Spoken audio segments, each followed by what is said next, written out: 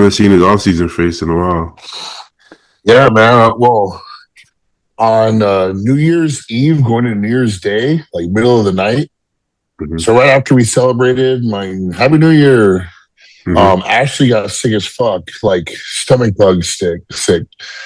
But prior to that, my son did too.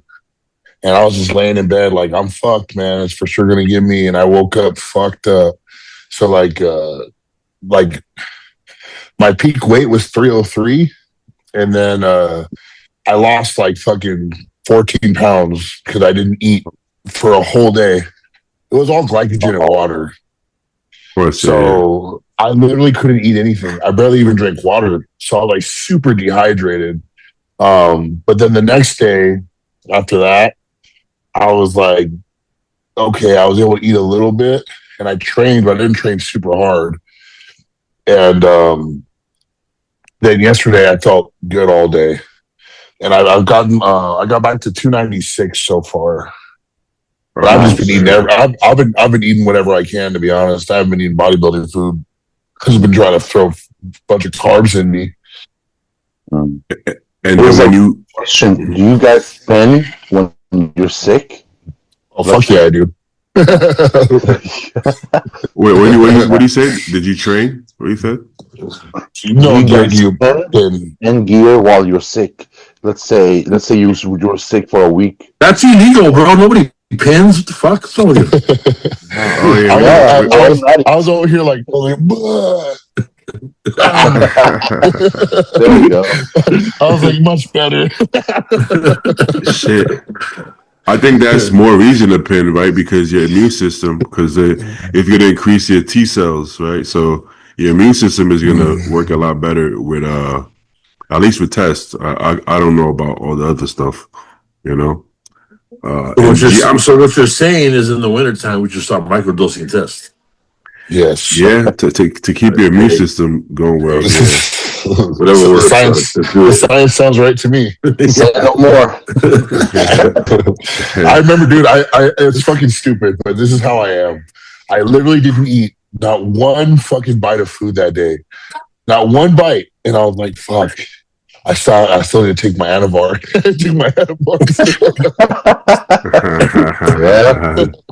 Shit, I don't know if I ever had a day that I didn't eat anything at all. Nothing. Not a piece of bread. Nothing. I think, bro, those types of days, bro.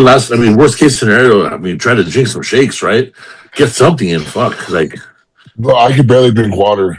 Like, you see, you're throwing up on water alone. I was holding back throwing up, trying to So I'll drink water. My stomach I just feel nauseous as fuck. So like, fuck, man. It was horrible. I think bodybuilders, as much food as we eat, I think that could be beneficial. Like once in a blue moon, just one day to let your body catch up. I talked to Ashley about that because I was getting to a point where like the food kept compiling, and I was like no appetite at all when I was trying to eat, and it was almost like a reset. So I'm back at I'm 296 today effortlessly. Like I said, I've just been kind of eating whatever just to try to get some food back in me. Mm-hmm. And yeah, bro, I don't feel like I'm eating to be 296 right now. Yeah. The last pics you posted, that was really good condition for 300. Yeah, I remember checking in with Justin. I was like, hey man, just heads up, I've had a few off meal plans like where there was no plan pretty much, and he was like, you know what, I'm really not mad at it considering what you're looking like.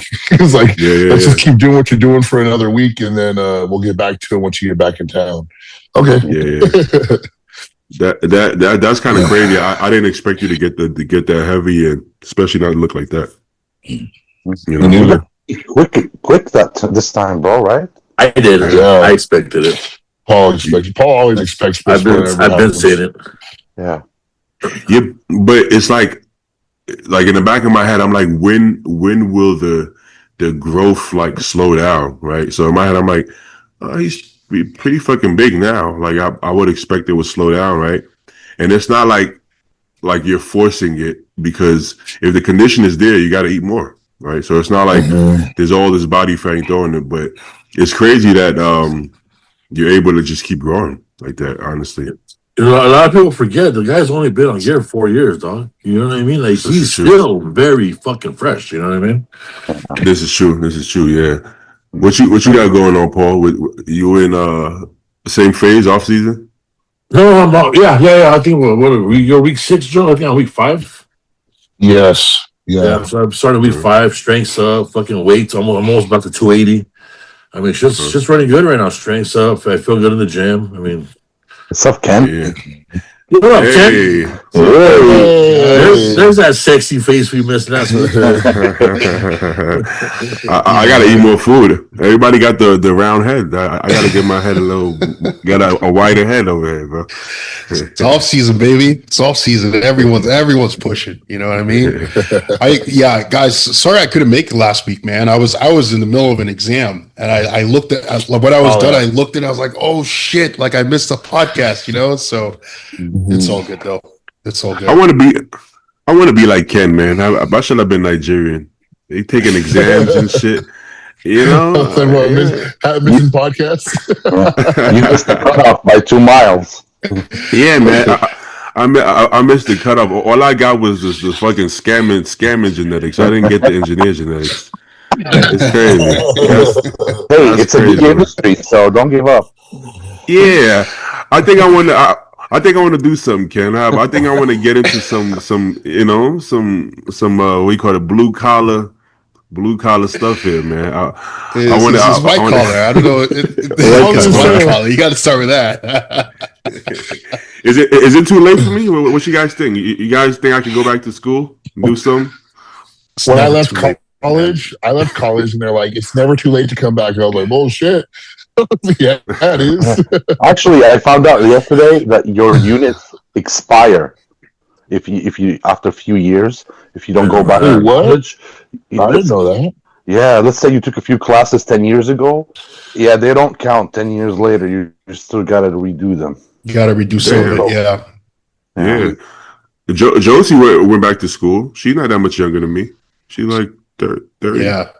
Listen, it's never too late, man. It's never too late. Like I know people that have gone back to school, you know, in their 40s for a new profession, and they did it. You know, it's all about if you want to do it, right? Just like bodybuilding, if you want to do something, you got to put your mind to it, and you know that there's going to be sacrifices that you have to make, and it can be done. It may be a difficult 3 to 4 years of your life, but you know it can be done. So this is just for the people out there that, you know, if you're ever considering that, whoever's watching this, like it's never too late. Like I know people who have successfully done that.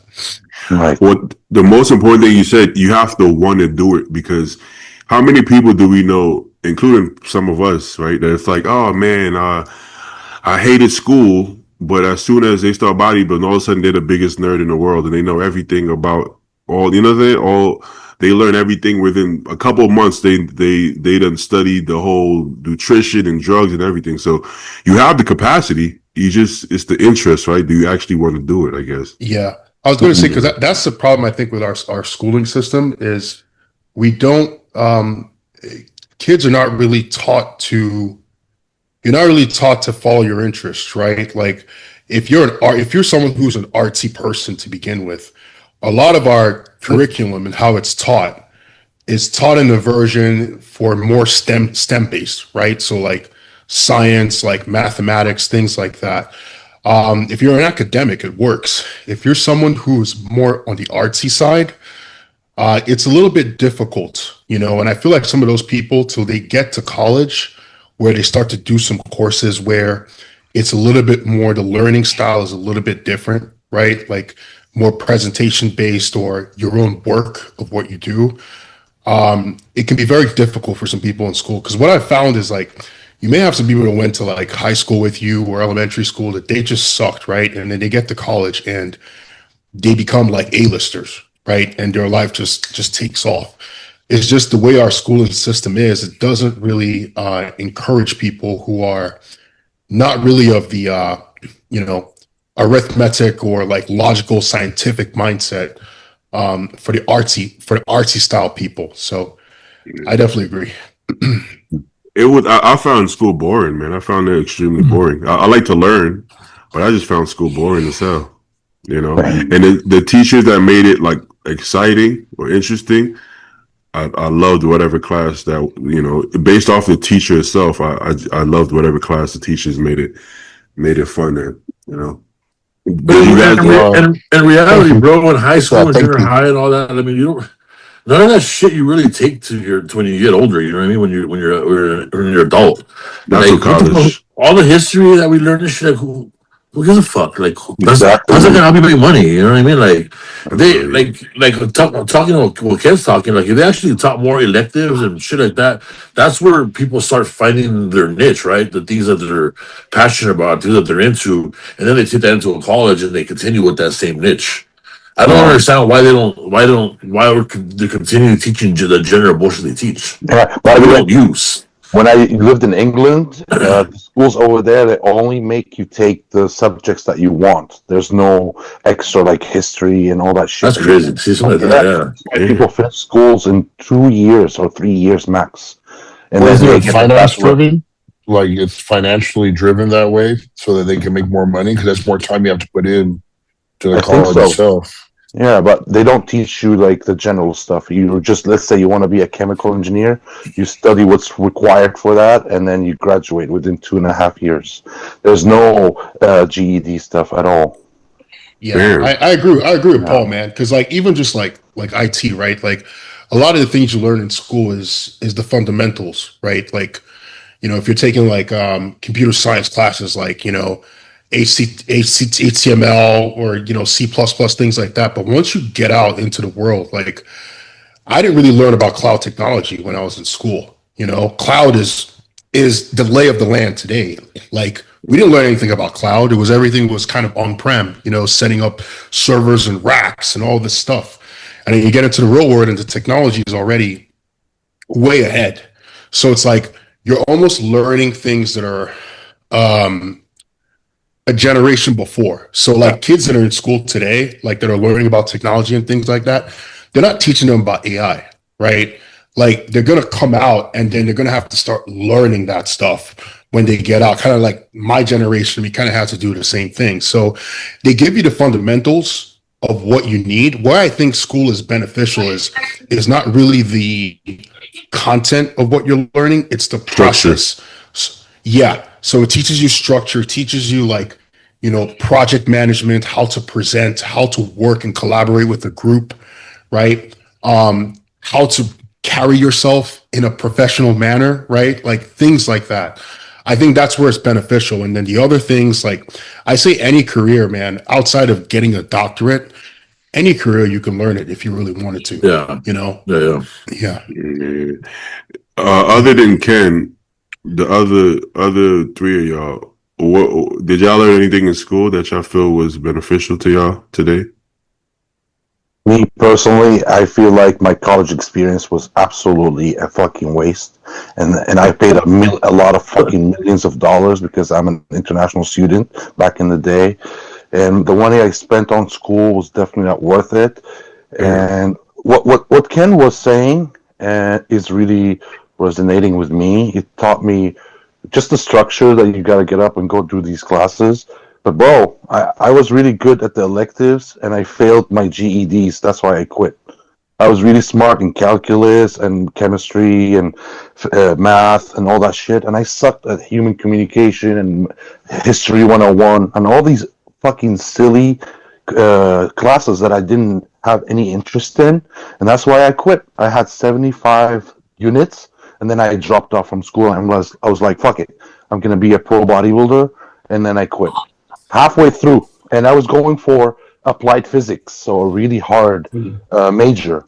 But man, these extra fucking things that I wasn't excited about made me quit. Literally, I failed history 101 3 times, man, and I passed calculus 3 from the first time. So it's kind of, you know. So it made me quit. It literally made me quit. I pissed off my mom, but at least I made it on the other side. You know. Yeah. Well, as an international student, you pay $35,000 a year for school. Man, so 3 years, that's $110,000. Damn. Yeah. So you can imagine, you know, dropping off, being really mad and stuff. You know, that's why I wanted to learn pro so badly, man, to have something to show for what I gave up, you know, and something that's hard to obtain. Yeah. But that whole story just stressed me out. Yo, I'm still paying. You I'm still know- paying my loans till today. I'm still paying student loans till today. I graduated in Yeah. 2016. You know, there you go. that's 10 years, and I'm still paying. I'm not done. You know, so that's I not was a lot crazy. like Zayd. I went to out here Whittier College. It's like a private college, and I think it was like 47,000 a year. And I went for like the first month and a half, and we already had what is the half point? It's not the final. midterm. It's a midterm. Yeah, midterm. And I remember every class gave me like this, like a study guide. And I shit you not, I couldn't answer one fucking question on not one of these fucking classes study guides. And I was sitting there and I was stressed the fuck out. I was like, man, I'm about to fail the fuck out of every single class. And I was like, my parents are going to just throw away a bunch of fucking money for no reason. I remember I was sitting in class that day. I completely stopped listening to whatever the fuck they were saying. And I was like, I'm done. I'm going to go home and be like, Mom, like, I'm out. Like, I'm about to fucking fuck you guys real bad. And she's like, no, it's okay. No, it's not okay. I was like, trust me, it's not okay. And I decided, like, the week that I decided to leave, when we went to go to whoever I had to go to, they're like, well, because you decided to leave today, if you would have waited one more week, you would have had to pay that first payment. So my parents didn't pay anything for me to go. Like I got to walk away. Oh, that's Timing, good. right? Yeah. So, but that's when they said, you're always welcome back. School's for everyone. You can come back anytime, blah, blah. I was like, no, thank you. But it was that stressful feeling that you just had, Beatty. Mm-hmm. That I'm like, wow, I'm about to throw away about like 150 racks, like because of I can't fucking what is it like? Concentrate long enough to give a fuck about what I'm learning. You know, like I can't. Well, Because you're not. It was all general education. It was all general education stuff. Yeah. I like I was like, what the general. fuck? I was like, if I can't do this part first, how the fuck am I gonna get to the next part? Yeah. You know? And like, at least when I went to Rutgers, I don't know how you guys schools are. You went to Rutgers? Yeah, I went to Rutgers. Damn. Yeah. Damn. And like, That's a good school, man. It's a good school. yeah. No wonder why you're still paying shit. Yeah, that's a good school, man. Damn. My boy Okay. got it all, man. The first 2 years before you declare your major, right? You're just taking gen ed. So the purpose of these classes is to straight up weed you out. You know, just weed out the people that can't get into like the special, you know, if you want to go into like IT, you know, the special classes, or so you're just taking basic stuff like Chem 101, you know, Physics 101, things like that. And a lot of I was people gonna say testing D-ball. Basic stuff. Testing D-ball. I give you that. a lot of people failed those classes, you know what I mean? Like a lot of people failed those classes. Like I definitely agree with Paul. I think, and I'll rest this topic after this. I think like you should have 1 year after you get out of high school. Everyone should be given 1 year to work in some kind of internship at whatever company or whatever industry that they want. They think they have an interest. So when you do get into college, you have a good realistic idea of what you actually want to do, and you're a little bit more mature. Because the guys that I know that did ROTC or came back after the military, like they did military and then they came back to do college, those guys, they just killed their classes. You know, they graduated in like 3 years because you're already mature at that point. You know what I mean? Versus us, like I spent my first year just partying. You know what I mean? Like, and it was the second year where I started to really, really get like into like school and things like that. And I was already 40 grand in the hole. So yeah. Ken, when you went to Rutgers, did they ever have you stay at that Marriott Teaneck where they have the bodybuilding shows? I went to Rutgers, New Brunswick. So there's a whole campus. It's a whole campus, you know. It's around the Piscataway, and that's why I stayed around Piscataway till I left. It's literally from New Brunswick all the way to Piscataway is like the entire Rutgers campus. But did you play football in Rutgers? No, I didn't play any sports. Okay, never mind. I'm talking about football players. Yeah. Okay, yeah, because sometimes I used to work at that Marriott, and sometimes the football players would stay there. Yeah, but I was gonna say, damn, I was gonna comment. I said, what did you just say before that? Like 2 steps before that, I was gonna make a comment. A year, everyone should do a year, of maybe like an internship or something like that, or military before college. Yeah, I was gonna say like huh? Did you say military before college? No, like a year, do a year of internship, or like I was giving an example to Beatty about military guys that came back from the military and went into college. Okay. They kind of just killed it because they were already mature. You know, they were mature and they knew what they wanted to do. Yeah. I think the maturity you get from experiencing life just a little bit more, I think is gonna put you ahead because like you're still a child. You're still like in that high school mindset. I think you need like a year of being an adult to really understand what you're doing and what you're getting into, you know? And I would say like for bodybuilding, I think for most of the time, at least when I got into bodybuilding, it was like you should try to get into bodybuilding like young when you don't have responsibilities, which makes sense. But I've seen people do it backwards, and I feel like they're better off for it, right? If you look at like Anthony Williams, right? Yes, he waited longer, but he set up his like life and children and family and career, right? Or Janicki set up everything before even, right? It's like they're pretty much successful before they even turn pro. And I think that's definitely a safer way to go about it. Is it the best for your bodybuilding career?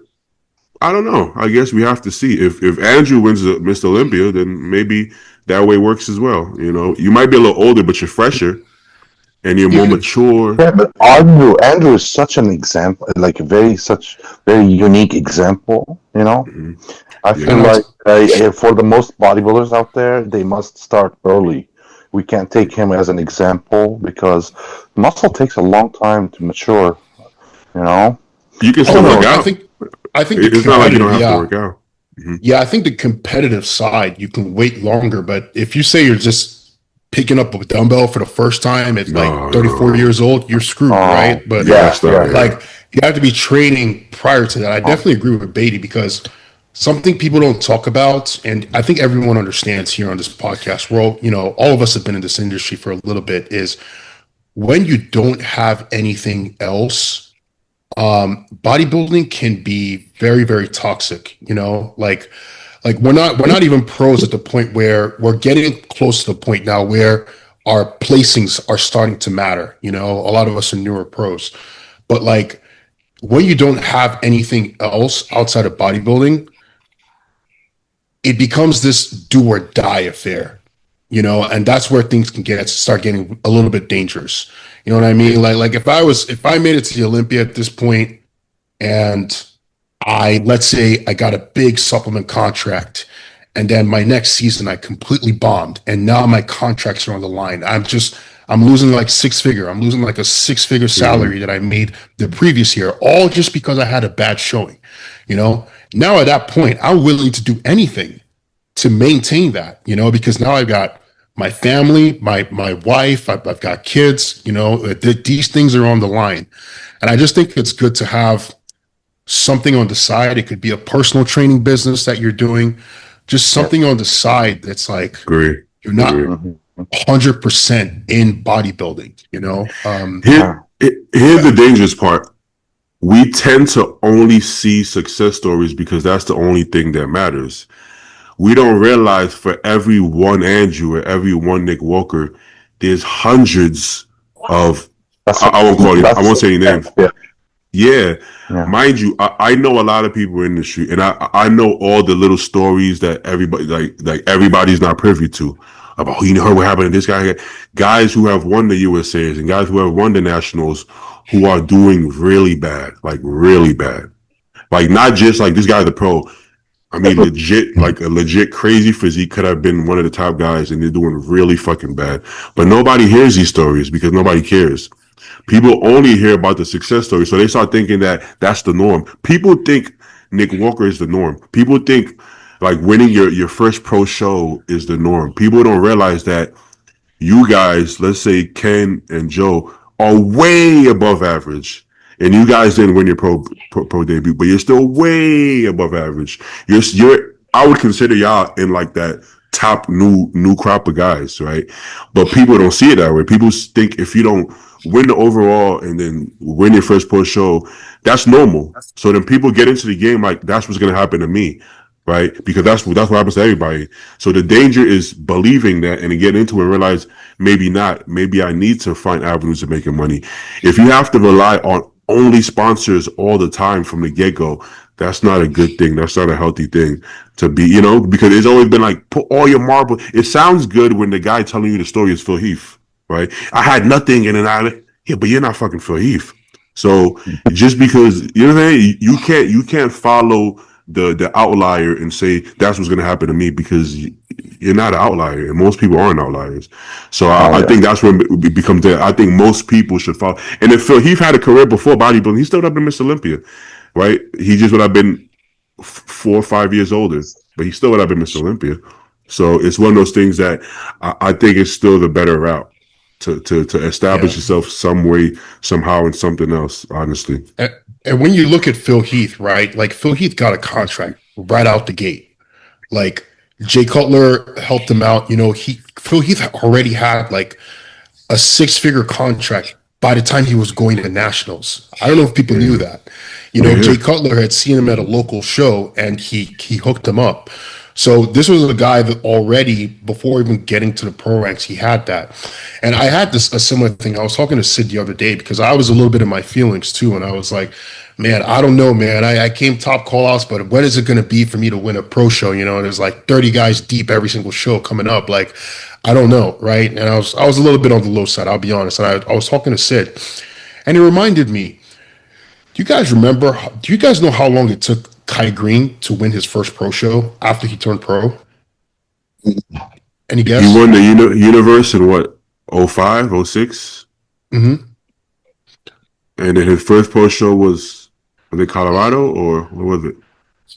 Colorado? No. That he won? It took Kai like 8 years or 7 or 8 years to win his first pro show. Wow. Look at his stats.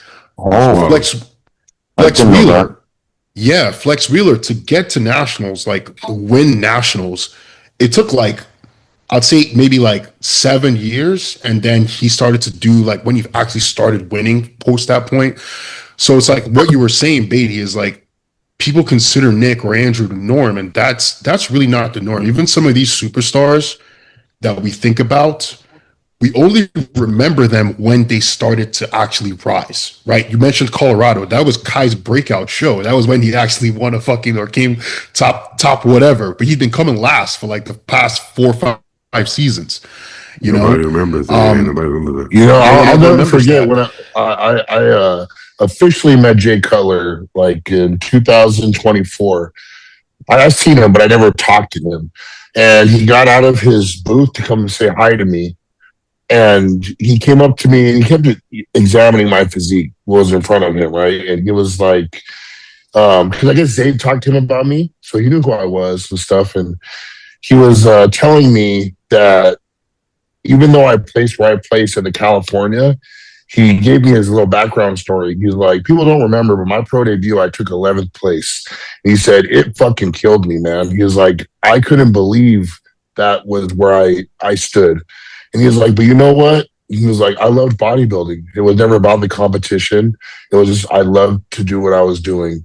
And he's like, and if you look at, like, he's like, obviously the rest is history, right? He was like, dude, you have everything. I didn't once tell him I was giving up, but he looked at me and was like, you have everything. He's like, you have the size. He's like, just keep going and watch.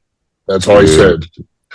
And, but see, people like you said, people don't see where the start was. They only see the congratulations and the accolades and stuff. They don't see what it really took to become that. They always forget the start. Because even for you, Joe, as an example, right? Like when Dennis James and everyone was talking about you, everyone thought this was your pro debut. Yeah. No one remembered you competed last year. You know what I mean? Everyone's like, this is the starting point, but it's like no one remembers till you actually break out. That is what they consider the starting point versus, how long it took you to actually get to that point. Yeah. Oh yeah. I feel like if the only reason that you're gonna compete is win or bust, like every show you don't win is a failure. I don't think you're gonna last because you're not gonna win every show. Like obviously you should want to win every show, but I think there's people where it's like anytime they don't win, it's a complete failure. I just don't think that you're gonna be able to last unless you got to that level. But even, I mean, shit, Samson didn't win a show the whole year. This is Mr. Olympia. He didn't win one show the whole year, and he did 4 shows, right? So it's like, that's true. Well, how many people do you see put it in like the pro that? league? How many people do you see that get to the pro league? Like, if you really pay attention, how many physiques do you actually see get better? So you know what it took to become a pro, and then you're against all these other guys, and it's like, it's hard. I mean, shit. I've been putting on size for like the last 5-6 years, and life's pretty fucking miserable 95% of the time. But people don't see that. It's like, but are you willing to do that until you get to the top of the world? And then just kind of hold that as long as you can, let muscle mature. Like, I don't think people are willing to do that, which is why you don't really see these, like, the 15th place to first or whatever the fuck, or the Jays to, the Kai Greens. Like, they were willing to just keep putting in the time consistently to where their physique was undeniably good enough. okay, so if people expect you the same shit, show up the next year looking the exact same and expecting a different outcome when they forgot what got them to the fucking pro league in the first place. That discomfort, that horrible feeling, That's my point, basically. It sounds crazy to say, but I'm like, sometimes you could be so focused on winning that it does you a disservice, right? Mm-hmm. I'm talking to a client right now that we haven't even started the program, and his focus is like, I want to, like, how everything about timing. How long do you think it's going to be for me? How long do you think it could? How long? This whole time, I don't even know how the guy looks, and everything is. He hasn't asked me what do I need to do, how do I get. Everything is just timing. I'm like, okay. I usually don't like when people send me pictures until they start because I don't want to have a bunch of pictures I'm looking at. All right, send me pictures. This guy needs about a year or two just to step on a local stage, and he's already just keeps talking about the show. I'm like, bro, can you please like get to a point where you look the part somewhat before you, right? What's the rush to, like, you think I'll be ready by 4 months? You won't be ready anytime soon. But if that bothers you, then you have no business doing this because you're so focused on getting to the stage because you think you're gonna get there and do well. You're so focused on that, you're missing the entire thing about actually looking like a bodybuilder. But then that makes me feel like you don't like to train, you don't like to eat, like you don't actually like bodybuilding. You just like winning. Why do you like winning? Maybe you just like attention. If you in this shit just because you want some attention and accolades, I think you picked the wrong thing. You might as well. That right there is a problem with society itself, with the new generation coming up. Everybody wants the now. They don't fuck the journey to get there. Like, it took us how many years to build the size that we have, and we're continue building. You know what I mean? Like, everybody thinks, okay, let me put 2 grams of test in me, and I'm gonna blow up, and in 5 months I'm gonna get on stage. Like, no, bro, that's not the way it works. Everybody wants the quick fix. Everybody wants the accolades. They don't want to get on stage because they like bodybuilding. They want to get on stage because everybody else is doing it. You know what I mean? They want the pat on the back, so they want the attention too. You know what I mean? Like, and that's the problem. Like, I'll even go deeper. I'll even go deeper than that, Paul. I think specific to bodybuilding, I think the biggest problem we have with bodybuilding is when you watch a pro show or you watch an Olympia, and you see the people in the audience. If you asked every single person in that audience, do you see yourself on that stage one day? 98%, in fact, 99.5% of people would say, yes, I'll be there. They think they can. They really think they can. And there's this thing where we try to be very inclusive, and it's a very participatory sport where anyone can do it at any level. The barrier to entry is so low. But people don't realize even to turn pro is a barrier. To then win a pro show is another barrier. To get to be an Olympian is now another barrier. Like, but people talk about guys like like Nick Walker and these guys, like, oh, I could just show up after blasting 3 years of tests. I'll be up there just like them any other day, and it's not true. Yeah. And that's part of the problem we have with the sport, which is why you have guys like that who would say, when is it? Because he's not thinking about the local show. He's thinking about holding that pro card, because in his mind, to achieve that pro card is not that big of an ordeal. He's looking at guys like Nick Walker, guys on the Olympia level, and saying, that is where I see myself, not realizing that that is such an uphill battle that unless you're actually in this like we are, it could take you anywhere from 6 years to you may never even get there. Yeah. There was a client I had, he was either 18 or 19, and he was probably training for 2 years. And same thing, he wanted to compete. But right off the bat, he's talking about nationals. And in my head, I'm like, bro, I don't even know if he can diet yet. I shit you not, he quit probably week 3 or 4 of the diet. The food was still high. It was just clean food. He couldn't even eat clean food for 3 weeks. And this man is talking about turning pro. It's so far-fetched. And when people talk about, like, people have this obsession with the sport being mainstream, I don't want this shit to be mainstream, because that's the problem. Because it's cool, it's getting cool now. That's why everybody wants to do it. Not because they actually want to be a bodybuilder, because it's cool. So if it's mainstream, now you have every kid in the world wanting to be a bodybuilder. All they're going to do is just take drugs, because they don't actually know what bodybuilding is. It's like, oh, this is cool now, so I'm going to take drugs so I can be cool. But there's no passion for bodybuilding. So if bodybuilding was mainstream, I don't think that's a good thing. I think that would be a negative thing, because you would just have more kids taking drugs to try to be cool, and they're not bodybuilders. They're just kids taking drugs. I think that's another reason why a lot of NPC, a lot of regional shows are getting so washed out too, right? Like, these kids they have the money for drugs, they don't have money for coaches. So they're getting on stage and they're looking like they're fucking 10, 12 weeks out because they're dieting themselves, right? Because they want to get on stage. No muscle, you know what I mean? And just completely out of shape. My thing is just, we just need, as an industry, we just need to stop downplaying genetics as a role in being a good pro. Like, we all work hard. Joe, Zay, you guys train your fucking asses off. But there is genetics involved to be a good pro. Mm-hmm. Like, let's not fool ourselves here. And I think sometimes that gets swept under because people don't want their work ethic to be overlooked versus the genetics. That's why you hear like, oh, Branch Warren didn't have genetics. Like, what are you talking about, bro? Like, Branch Warren had all the genetics of the fucking world. Like, if you're on an Olympia stage as an open pro bodybuilder, classic, hell, any division, you have the fucking genetics. Like, he got second place. He got second place. Stop playing. The world. We won the Arnold twice. Genetics, because people look at genetics like shape, structure, muscle bellies, right? Because you can look at Phil Heath and be like, oh, I can't look like that because I don't have the muscle bellies. But it's all genetics. You think just because if you eat 6,000 calories, you're going to be 300 pounds as lean as Joe? No, you won't. Because yes, it's the work to eat the food. But just because you do the work doesn't mean you're going to be one of the best in the world. It doesn't work like that. I played basketball. You think I didn't practice hard? But I'm not going to be LeBron James. It doesn't matter how hard I practice. It's irrelevant. So the work only matters based off of, you only go as far as your work allows you within your genetics. So we downplay. We say, well, Flex will have genetics because of muscle bellies, but then we say Dorian Yates didn't have genetics. Yes, he did. That's why Flex. He beat Flex because of his genetics. Like, it's not. Flex couldn't be 260 shredded. Oh, well, but he had cheat meals.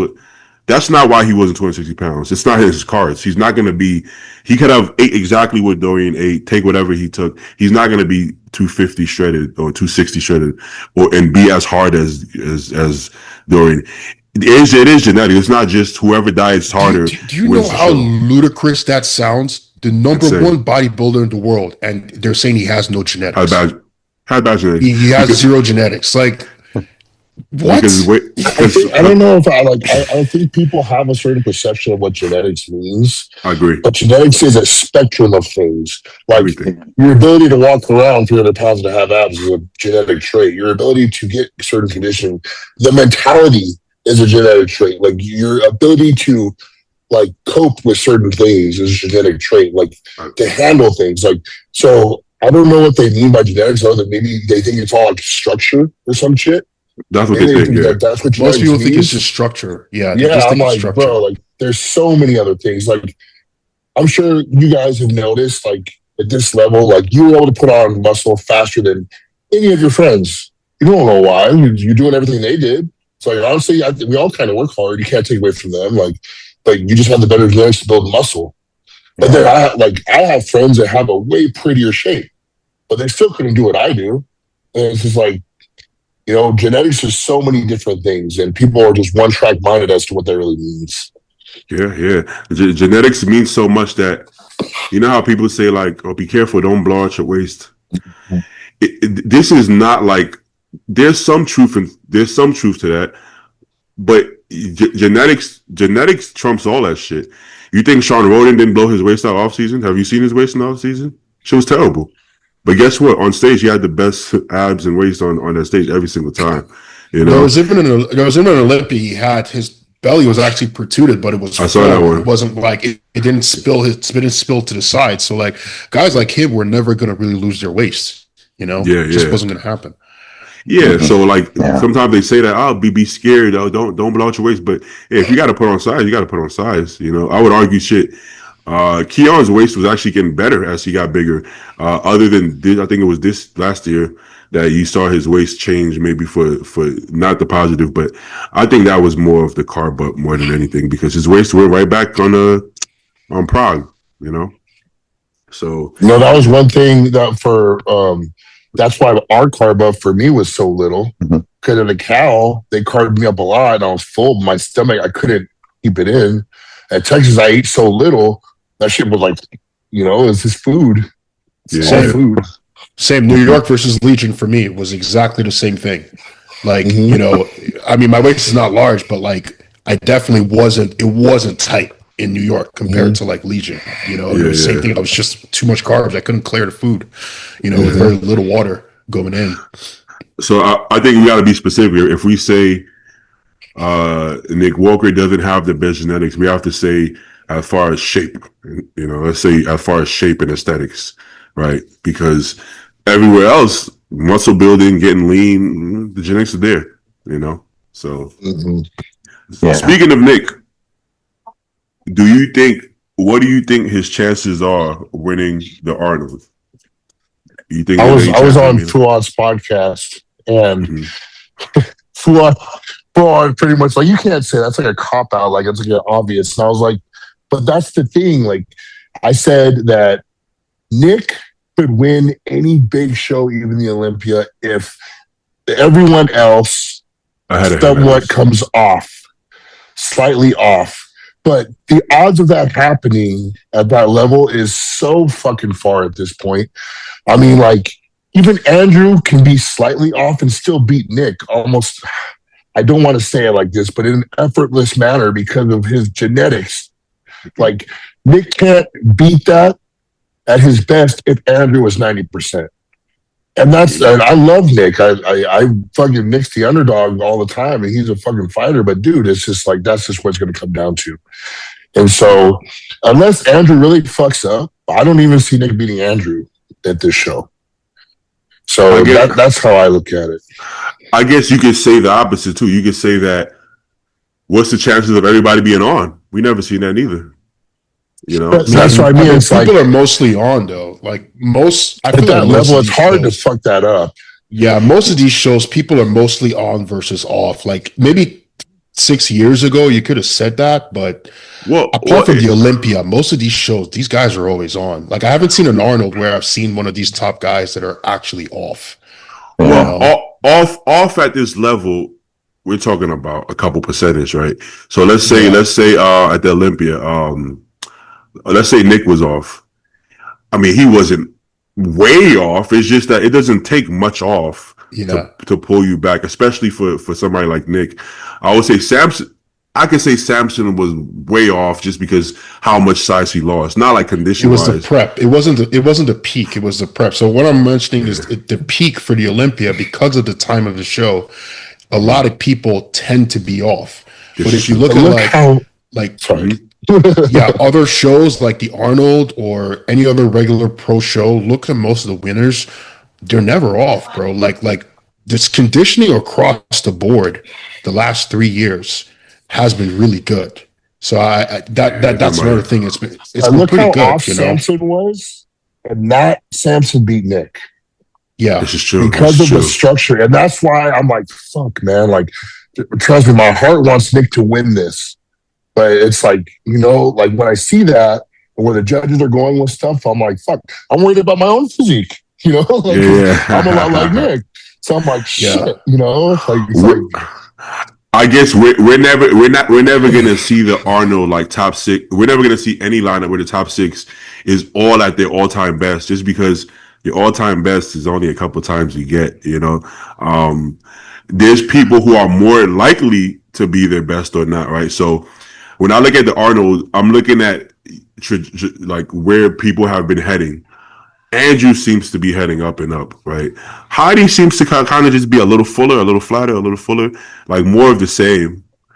Nick, he hasn't competed enough in the past couple of years for us to even have a good idea of what direction he's going, because we've seen a better Nick at Pittsburgh. So we don't even know.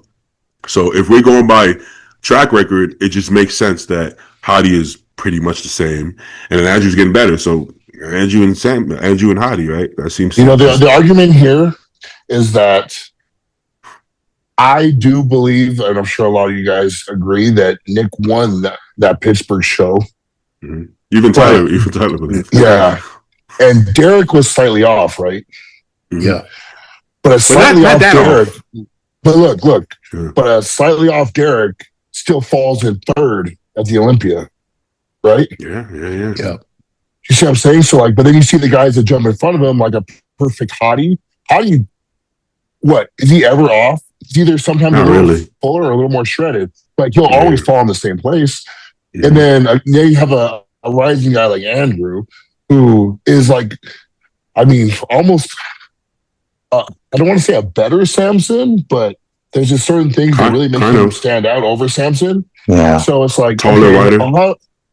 So, if you lose to Derek at Pittsburgh, and even though we think he won, say he did beat Derek, do you still see him beating the other two, Hottie and Andrew? My thing, the reason why, and I agree with Joe, I completely 100% agree with Joe on this one. The thing with Nick is 2021 to 2022, maybe even 2023, he was very dominant in that conversation because Nick was killing everyone with size. Like he was just the biggest guy on stage pound for pound. And if you see over the last few years, people have caught up. Andrew is starting to fill out. Martin. Samson has filled out. Derek was literally the biggest guy, like pound for pound, like at the Olympia. Martin's caught up. So that size disparity that he had is no longer a standout factor. And then these guys are meeting that size with good shape. So it kind of exposes him a little bit, which is why, I agree with Joe that, people would have to be off for him to be like the numero uno, in this conversation. And then, like you said, Hottie is Hottie, right? Like I still stand by it. 2024 Arnold, Hottie was, that version of Hottie is still the best bodybuilder, in my opinion. If that shows up, he wins, any show. I don't think anyone's beaten that version yet. So one thing I just talked about is how fuck, dude, Hottie's been like Kai Green for the last 5 years. Yeah, I think people forget that. Holy shit, this guy's been second in the world. He's been first in one of those 5 years. So he's been right there and barely being beat. I think you can argue Hottie is the best bodybuilder of the last five 5-6 years. We're in 2026 now. Since 2020, I could argue Hadi has been the best bodybuilder consistently throughout those Most years. consistent, yeah. Think about it. His body's been almost the same. He hasn't really changed at all. He's just super fucking consistent. Yeah. It's crazy. And no one mentions him as these shows are leading up, maybe because he's in Iran and he sends those cryptic messages and shit. No one puts him in the conversation, right? Because you don't usually see like a full physique update till the actual show there, and everyone is like, oh shit, you know, Hadi's the Hadi. His leg is still there. You know, his leg is not atrophied or whatever. You know, it's know what? His leg this year was the first time at the Olympia that I did notice it, where it stood out to me. So I think it is going down a little bit. I think from the side, his hamstrings. I think from when I look at him from the side, I don't know if it was the way he was, you know, the prep went from the side. His legs just looked a little thin from the sides, like the hamstrings. But you know, again, if he comes back 2024, Arnold, I mean, I think he's going to take it. That's just my opinion. Yeah. Other than this past year, I felt Derek beat him fair and square. But other than this past year, I think he could have argued that Hadi could have won every Olympia he's done. I think 2019 he got third, fourth. You know, I stirred it up 2020. I stirred it up the other day because I said the words, sometimes I believe that the IFBB can be scripted. And I said, what makes the better storyline? I'm sticking to this. I'm gonna fuck. Because I've seen some shit where I'm almost like, that does sound like it's more appealing, more like, oh shit, he just did that. Like, and I named the trifecta that Derek just did as the poster child of the IFBB. And it started with that Pittsburgh show. I'm like, it does sound real cool for this guy to do something that no one's ever done. Take it easy, Joe. Representative for the IFBB right now. You a rising star, Joe. Take it easy. You know what? I had that same fucking thought when I heard on Fuad. I was like, fucking Joe, bro. But I was watching like, take it. He's like, is that so? Okay. Palacios. Hey, this is the real Joe. He's still sick. Leave him alone. It's just an opinion. I mean, hey, prove me wrong. Send me the Olympia. I mean, for the script. it's just opinion, you know. So I mean, there's nothing wrong with having that opinion.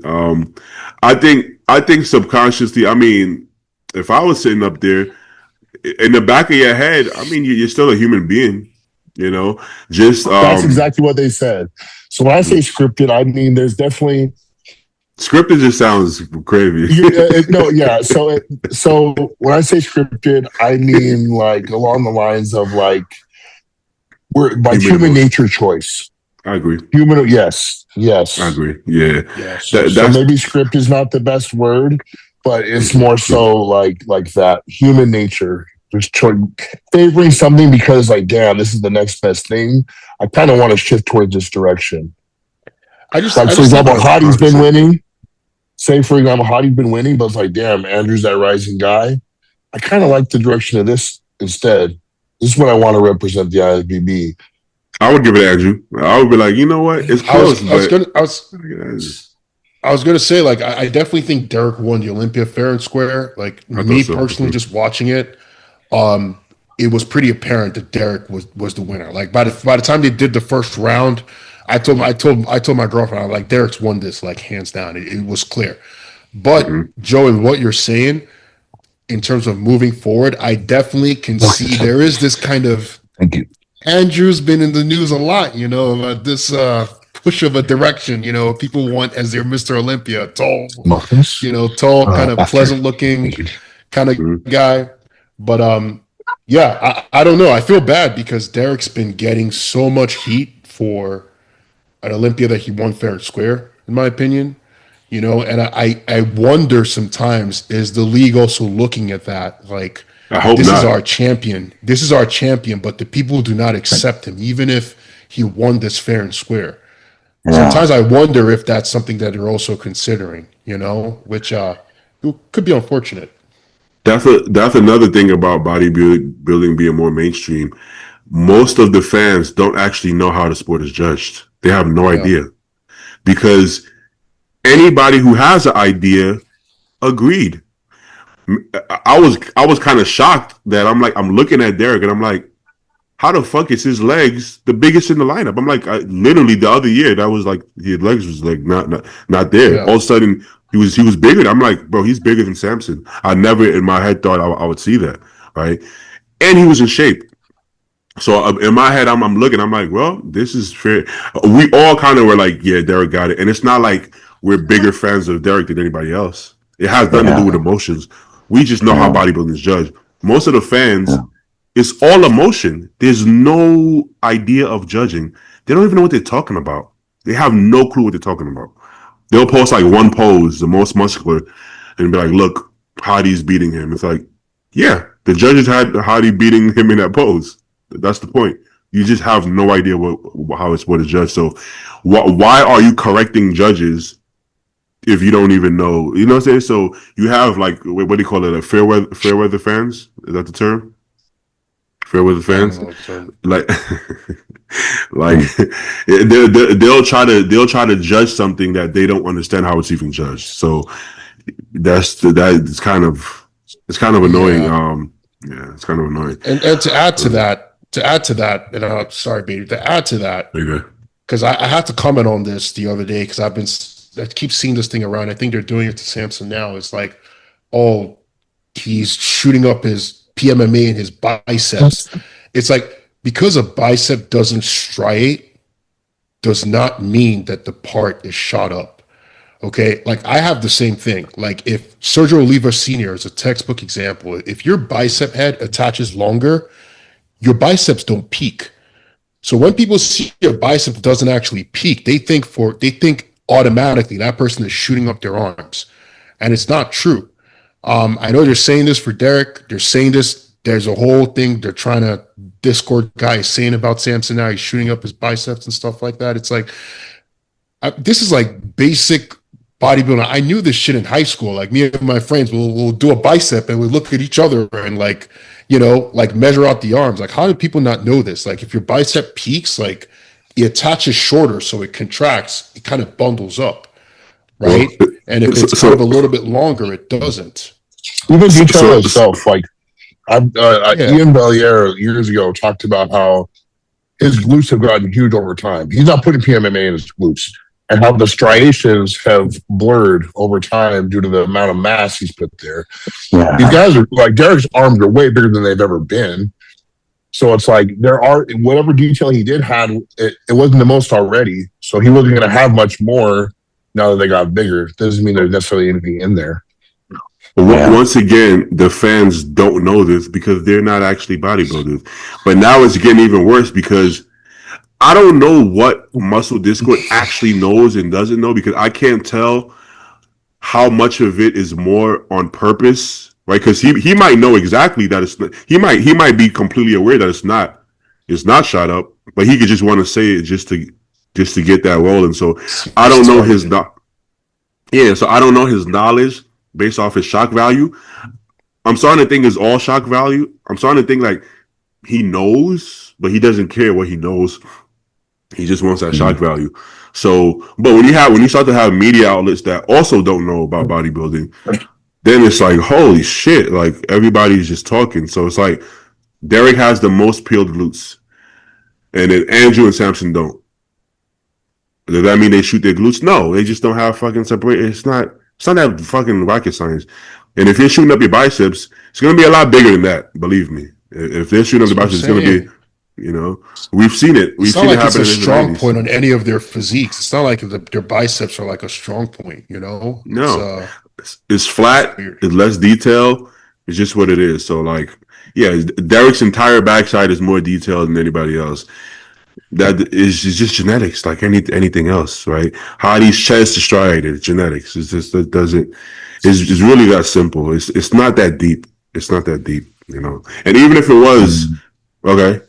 Now what? Wait, should Samson get last place? Like, what's the point? What's the point of this? So, you know, it's just nothing is it doesn't really matter. So, but it's not shot up. I mean, I can say that. You know, someone made a comment that they need to bring shows need to come back already because there's so much negative shit going around in bodybuilding right now. This whole PMA bullshit, the Sarah Natalia bullshit. I mean, it's fucking getting annoying. I'm tired of hearing. I don't even want to open my phone anymore, bro. Like it's just stupid. I don't even want to look at bodybuilding news because it's not news. It's just everybody's terrible. Like this is what we always wanted. We wanted mass monsters with small waist and shape.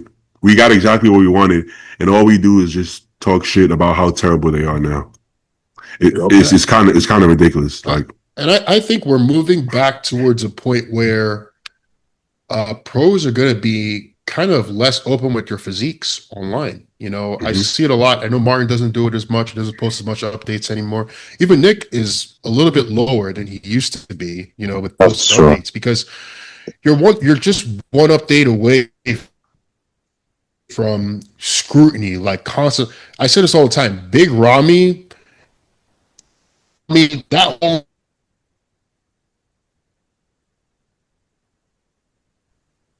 it can for you. Yeah, hey, IT Tech has some horrible service over there. Can you guys hear me? Well, you're now. Yeah, we can. I was saying like Big Ramy, he had that one update he had back then. That was the one update that changed the narrative of him maintaining the Olympia and killing everyone versus him losing the fucking title. You know, if he showed up to the stage without anything, people probably wouldn't have noticed that hole in his leg till, you know, way later on. So it's like, I just feel like with the scrutiny going on, I know Martin doesn't post a lot of updates anymore. You know, a lot of people are cutting back because what's the point? Like bodybuilding is also a mental thing. If I just have people in my DMs or comments just ripping me all the time, like I'm trying to win a show, you know, that is, you're posting a lot of times for the fans realistically and for your sponsors. It's not really, you know, if it's not doing anything, if there's no benefit there and it's only hurting you, then you kind of maintain that privacy. And I think we're getting back to that. I'm starting to see it a lot more with a lot of pros just scaling back on the updates.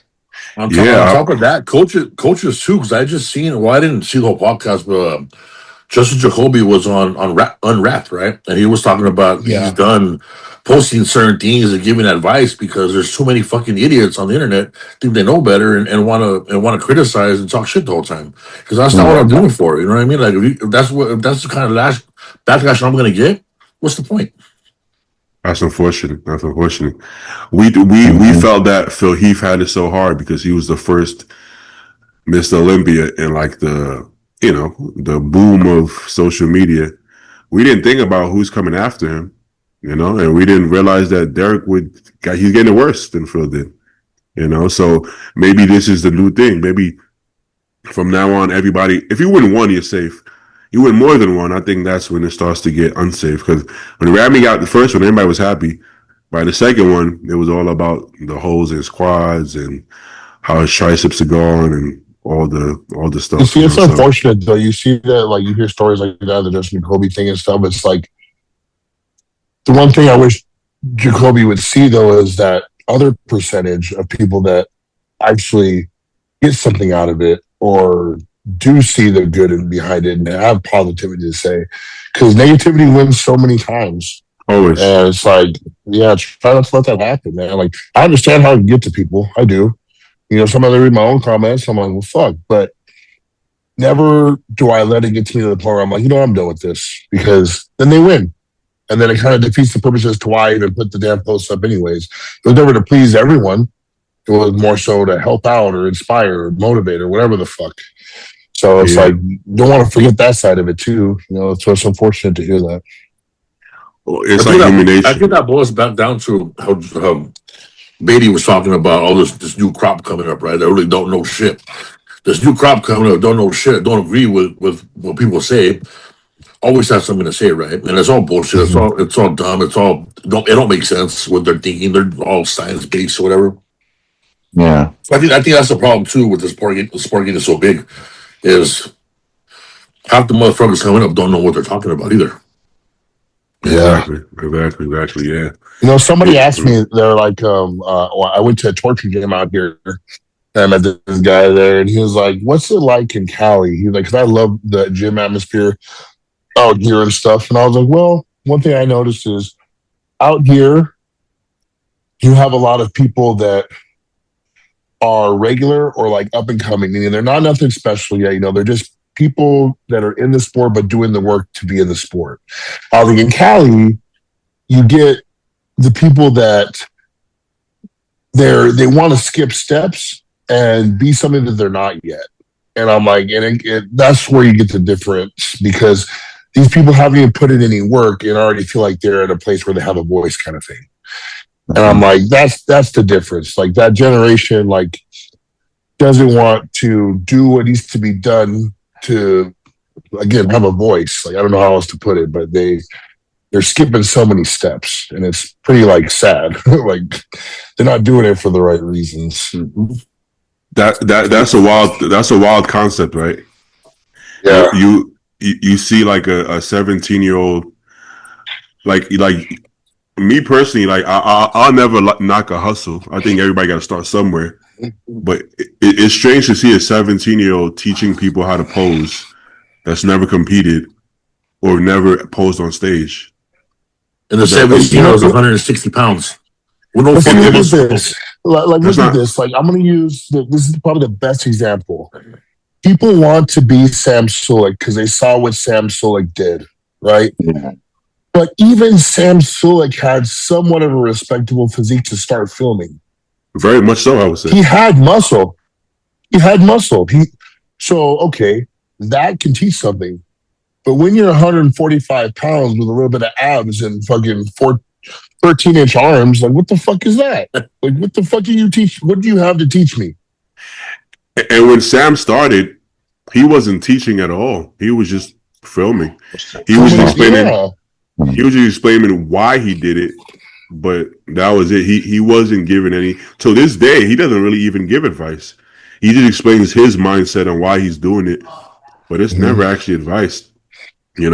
So it's a different mindset. But yeah, Like I think he had a physique at least. Yeah, he had a physique already. I think hustling is fine, right? Making a living, but I think it annoys us that so many people take their like want to listen to somebody's knowledge who has no knowledge, but it's the blind leading the blind. So they don't know. They can't tell this person has no knowledge because they have no knowledge, right? So they're like, he must be the best posing coach, right? Look, he's posing on Instagram. His camera, he has a nice camera, but it's like they don't know what it's supposed to look like because they don't even know what it is, But I don't know. I don't think it's that hard to do some research. Like, where do you want to go? So look at those guys and see who they're fucking with. Well, it's like hiring a personal trainer, right? Yeah. I'm gonna see what your physique looks like. I'm like, okay, I'm gonna go with this guy because he's fucking huge. I mean, that's how Paul became my training partner. Paul asked me to be a training partner. I was like, this guy's fucking huge. Okay. Yeah. Let's do that. That makes sense to me. I guess this though, can you fault the coach that has no athletes or accolades if people are paying him money? Or that's just, it is what it is. I think in a sense, it's the coaches. I mean, if he knows that he doesn't really know what the fuck he's doing, you know what I mean? You're talking about someone that has no knowledge, right? Yeah. I think in a certain sense, he's doing injustice to people because he knows he's lying to them. He knows he doesn't know what the fuck he's doing, but he's taking their money. You know what I'm saying? And that's my opinion. But then it also falls on the clients because the clients should do their due diligence and figure out who this person is before they start forking out $200, $300, $400 a month. You know, that's a lot of money. So at least you want to know where your money's going. Yeah, that's my thing. We're talking bodybuilding. Like these coaches are giving people protocols and stuff. You're legitimately hurting people. So if you don't have that knowledge and you're still going about and giving these people, protocols, and some of these people, their clients are young. Like some of them are not going to be bodybuilding 2 years from now. They just want to try it out, and now they have problems for the rest of their lives. That's where I have an issue with it. Like if you're a coach and, it's a lifestyle guy, you're trying to get your coaching business up and you're just giving him a diet and, exercise and learning through that way, that's fine. But Now you're giving people actual protocols and stuff like that that can have irreversible damage. That's where it becomes a really slippery slope, because we all have to start from somewhere. But there is a responsibility that you have to have as well, and know where to draw that line, you know? So, yeah. There's an example I have, right? There's been guys that have come up to me, young guys, talking about the gear that they're on, and the coach has them on this and that, right? And I'm like, okay, cool. Are you coming off? Oh no, my coach told me just to do 250, 300 milligrams a test, TRT, and cruise in, right? I'm okay. That's your question. I go, your coach also tell you that if you do that, you may always have to be on test the rest of your life, right? You know that, right? No, they didn't tell me that. Kind of like you talking about, they're fucking people up. They're not giving people the full of what they need to do or what's going to happen if they don't. You know what I'm saying? They just care about the right then and there or their accolades. I've heard people be on cycle for 3 years straight. Oh yeah, like, you haven't come off? No, you're supposed to. The fuck? You're supposed to. But what the hell? But you also know how much clients we lose by being honest. And I'm like, who's getting those clients? People who aren't honest or don't know any better, right? The client I was talking about earlier, I'm probably going to lose that client because he's going to be like, a year or two. Nah, I'm going to be Mr. Olympia by a year or two, so I got to get this pro card now, sir. And then he's going to hire somebody who's going to tell him, oh, yeah, you're going to sweep it. And then the person's going to get his money, but what's going to happen now? Like, where do you go from there? He's not going to look good. He's not going to place anywhere. And then what do? Now you're going to coach hop to somebody else, maybe, who tells you what you want to hear. And where does that story go? I don't even know where that story goes. How does it do you like any favors to be honest with them? Like your honesty, telling them, yeah, man, it's not going to happen that fast. Like, you don't have to tell them that. So why don't they take that as like, oh shit, you must be right? They don't believe me. I don't think they believe me. I think they feel that deep in my heart, I believe so much and I want this so bad and I work so hard that it's going to happen, right?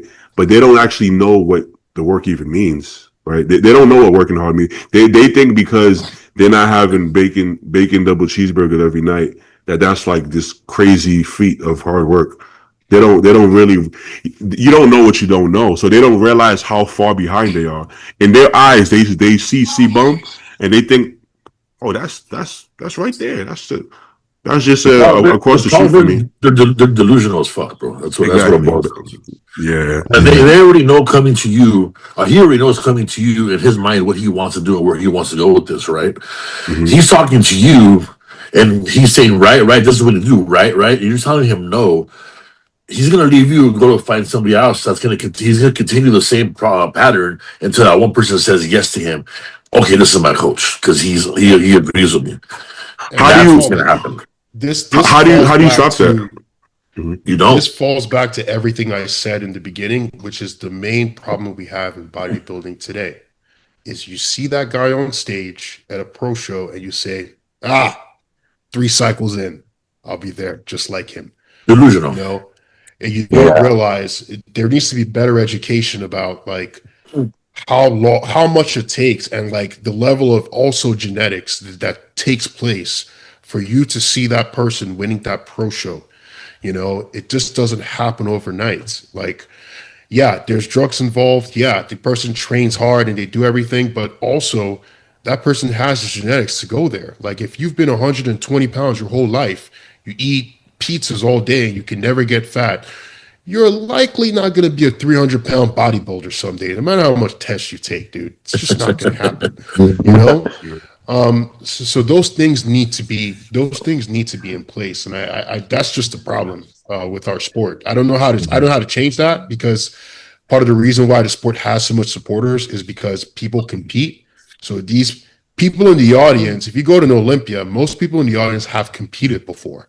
Right? That is the paying customer for the sport. It's not some regular guy that just watches bodybuilding. Most of them have participated in the sport. So in their mind, they can get there, which unfortunately it's not, most of you are never going to. you know? Yeah. So, The mind is a powerful thing, man. Paul just said you can't stop it. I don't think you can, man, because I've tried. you can't. I've tried from taking a picture. Like, okay, they're telling me this thing. I'll take a picture of whoever won nationals, put it side by side, send it to them. Do you see what I'm saying? I mean, yeah, but I mean, I can get there. I've even tried putting them on stage prematurely so they can see how it feels to get your ass beat and see how far you are. But then they're still delusional. They're like, oh, I thought I should have been at least second. And it's like, no, you Delusional. shouldn't. Oh yeah. Yeah. I'm like, there's only 3 people in the class. Like, Yeah. I'm like, you would have been even lower if there were more people. You know, so you're not getting the message. No, I thought, yeah, it's just probably because that guy, that guy, he works out at that gym. It's like, what? Like, what are we talking about? Their mind is such a strong thing. They really believe this, and I don't know if it's possible to. I don't know if it's possible to change that. Maybe some people, but it seems to be just a normal thing. People who get it usually just get it. It seems like people who get it. People who don't just don't. And I don't think I've ever been able to change somebody's mind.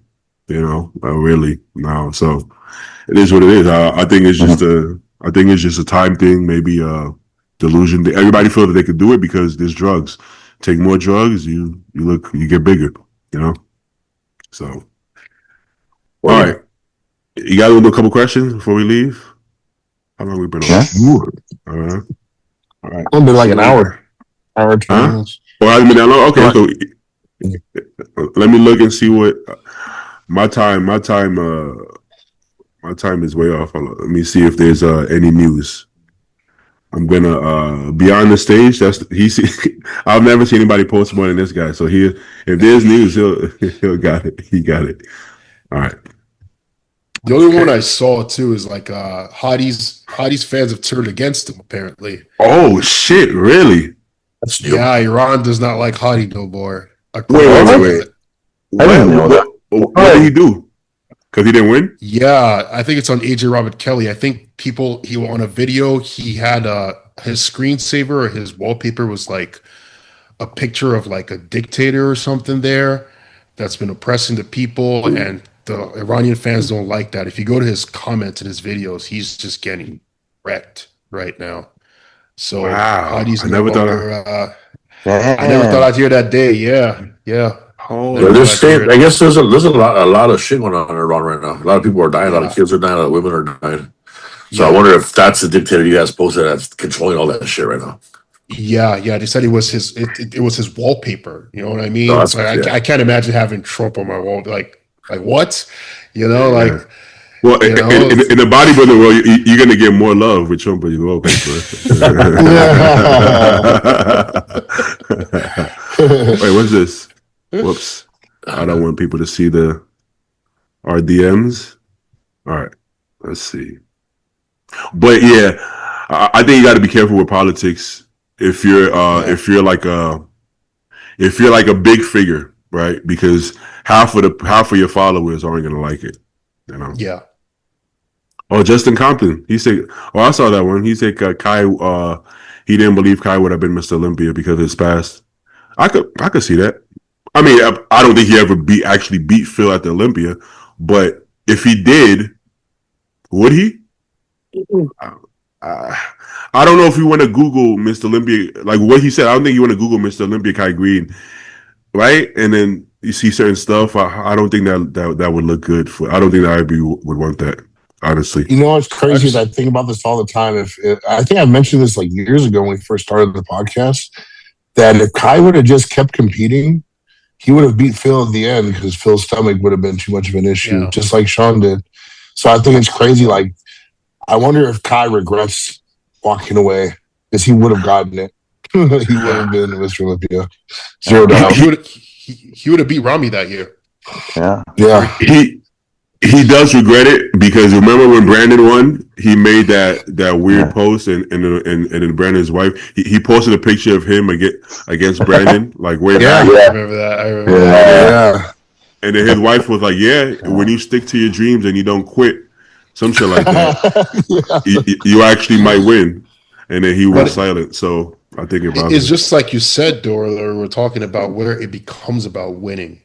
Like Kai was about the process for a long time, and listen, none of us are ever in that have ever been in that position where you've come second in the world to a guy you just don't like year after year. You get your ass beat, but at a point, he gave up on his dream. Let's be real. He gave up on the dream, and it's gotta hurt. Like looking back, like because when you're in it, right? When you're in that body, like Kai himself did not see himself as the second in the world, and I'm gonna beat Phil at some point when he's down. I'm gonna beat him. It was more like, listen, every day is Groundhog Day. You know what I mean? Olympia comes, I'm going to do my best and get his ass beat. If I don't beat him, then it's a failure. I have failed. No matter second place, Arnold, doesn't matter. It's a failure. That's how he saw it, all those years. And now he's been removed. He kind of gets to appreciate that a little bit like, wow, I was actually like, I was right there, but I just couldn't see it back then. I think if he did one more year, he would have gotten it. Because 2015 Phil was not the best. Yeah, I think it became one more time. like Ken said, it became less about bodybuilding, more about Phil Heath. And then we talk about honesty, coaches being honest with you, right? Your coach should be able to say, listen, Phil beat you fair and square. His coaches were Oscar Arden and George Farah. Both of those guys aren't going to tell him that. George Farah is going to tell him he should have beat Phil every single time. Even if he's way off. You're like, you should have beat him. George is always going to tell you should have won if you're his client. Oscar Arden made it such a personal thing against Kai because he gets really deep and dark with you. I don't think Kai needed to get that deep and dark because it just became all about Phil that he couldn't even see, like anything else. So when that happened, if Phil becomes this villain in his head, and if he can't beat him, there's some reason, there's some kind of political reason. But he just never beat him at the Olympia. What Compton said can be true, but it didn't have to be true because he actually never beat him. Right now, I was gonna say if he stayed a couple years longer, I think he would have won because Phil was beating him off of shape and muscle bellies. Phil, once he lost his waist, he couldn't even push the fullness anymore because it would make his waist look worse. So Phil was a little bit flatter, right? That crazy 3D roundness was a little flatter, and now the stomach is out. That's Kai's. That's why Kai couldn't beat him really. So now the stomach is even, right? Yeah, you don't got that crazy pop. And I would say, like, to retcon what Compton even said, people don't even seem to realize Kai was the biggest name in bodybuilding. It wasn't Phil. Kind of like, Nick, Kai was the biggest name in bodybuilding at that time. Like, he was the star of Generation Iron. He was getting casts in some other movies and shit like that. Like, he was the biggest name. Like, follower-wise, it wasn't even close between him and Phil's social media presence at that time. So I think that the Olympia would have definitely had benefits to giving it to him. It's just he never beat Phil. Like, he just never beat Phil on stage. Yeah, it was that simple. Yeah. All right, but yeah, don't give up on your dreams and don't make it so much about winning that you lose the reason why you started. Yeah. If you're second in the world, if you're still at a local show, that's different. Yeah. Yep. That's different. Yeah. Wait, what happened? Okay. What y'all think about? Hold up. He's 340. Okay. What y'all think about this method from Samson? Him being as big as ever. Do you think this could? That's it. Do you think this could be beneficial to him, or it could be a hindrance? I mean, it definitely didn't help him when he was smaller, so it could only help him, right? Yeah. Honestly, I don't see how this hurts him. I really don't. I mean, shit, when I look at it, okay, he got his legs back for sure. His arms are bigger than ever. Like, his back is going to be improved with this. You can see it on his lats spread and shit. So I'm like, if he just comes in condition enough like he did, like, he's going to be fucking huge. And that's a stage presence that's going to be hard to ignore. Yeah. Well, the thing is, he doesn't get better condition by being smaller. So look at his condition even at 340. And it's actually sometimes I feel like conditioning improves when the muscles are a little bit bigger too. Like he's pushing against the skin better. Like I don't know, maybe it'll help him. Yeah. I think it doesn't hurt him at all. But I think like as he gets closer to a prep, I think he should stop posting updates. Yeah, I think you get to a point where people get so desensitized to your physique that all they see is the flaws. That's You know, true. like this is a guy that's 340 pounds. He's still got lines all over his physique, and people are still dogging him for it or looking for holes. You know, like I think at a point you just have to. It's part of the game, right? You show your physique all the time, like it loses that luster. You know, it loses that luster on stage. So, you know, I would say like at the point maybe once he starts prep, I wouldn't even show any updates all the way till you get closer to the show. Just kind of like the Andrew Jack method. You know, you show one update here and there. Look at Andrew in the Olympia. He didn't post one update throughout the entire thing. People were like, "Oh, how's he gonna look? How's he gonna look?" And then he destroys it, right? Because I think there's something to be said about that too. I agree. Well, when Joe was on prep, when we were on prep, I wanted him to stop posting like 3 weeks out, 4 weeks out. I said, stop with the updates, all, you know what I mean? But Yeah, it's just like you come and you give that wow factor when you the do see wow, it, you yeah, know? the wow, yeah. Joe, no updates this prep. Just one. I thought about that. I think I might going to actually. Like, Like 8 weeks out, stop, you know what I mean? Yeah, Boom, done. yeah. I'm just gonna show my fat pictures. So was it 2 years ago? Yeah, exactly. I'm just saying currently. I think there's a balance where you want to post enough so that people don't forget about you because they got short term. Like Martin didn't post at all, and people kind of just forgot about him. But not so much that every day you wake up, you see a new update. Yeah. I think that's too much. Maybe once a month, something like that. I think people may have stopped talking about him, but when he came out and when he showed what he showed, all of a sudden he got big again. I mean, and probably blew up more than what he was. This is true. Tony out the Arnold. Because of the landscape and the way it is now, people are looking more for ways to dog you versus just nitpick. And it could do a lot mentally for the client, the athlete getting prepping for the show, as well as judges say don't look at social media. We know it's not true. They look at this stuff too. Oh yes, they do. Like everyone's talking about that bicep here and there. You're gonna look at that bicep when he comes on stage. Like so. 100%. Yeah, it's Should Classic remove the weight limit? No. Like every time you give anybody the chance to get bigger, they're just going to become an open bodybuilder. So it's like, it doesn't make sense to just put different trunks on with a open bodybuilding body. How do you even judge it at that point? Because Andrew wears classic shorts and he goes into a classic show. He would win. You're gonna say but where's the line where they say, oh, he's not classic anymore? Right? Yeah. Like, how do you even judge it? The line has to be the weight, because if you take off the weight, Andrew would win, which is like that kind of defeats the point. If you continue going up with the weight, you might as well just cut that fucking division up. I mean, exactly. Yeah, you got guys that are 6'2", where it's 240, 245 on stage. People make it seem like they don't want the open guys to have good shape. Like open guys are supposed to be bad shape, and it's like no, it's just that usually the shape guys just aren't big enough. But when they are, that's Andrew and Samson, and then they win. So it's like the classic guys just don't have to be bigger, right? So, well, at least within the weight class, that's why they all seem to have generally really good shape, But we saw Urs got bigger. Urs still doesn't have better shape than Andrew, even though he's the classic guy. So it's like the shape is the shape. If you're big enough, you're gonna win. It's gonna benefit you any division. So. So taking the weight class, taking off the weight limit, kind of like a ridiculous thing to offer. I think. I don't think it makes any sense. I don't even think they should. I don't even think they should up it, because you keep upping it and saying this is the last time and up it. Where you stop? Yeah, I say they leave it as is. I don't think there's a problem with Classic at this point in time.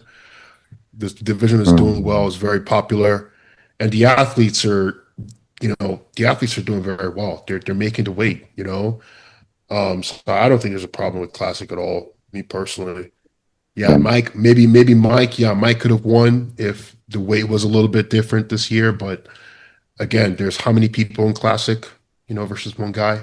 Well, what's gonna be cool with the Mike thing is we're gonna see him at the Arnold, right? So is that 201 or whatever it is he gonna be able to fill that up the way it needs to look in order to win? He's a favorite, Yeah.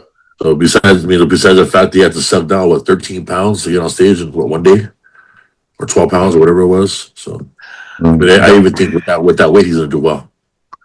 The IFBB isn't a created division for every single person in the world league. If you can't make the fucking weight, do open. Well, you're not big enough. Get big enough. That's the whole point. Nobody's born big enough for open. They're born fucking open. You get bigger. So bodybuilding, motherfucker, build your body.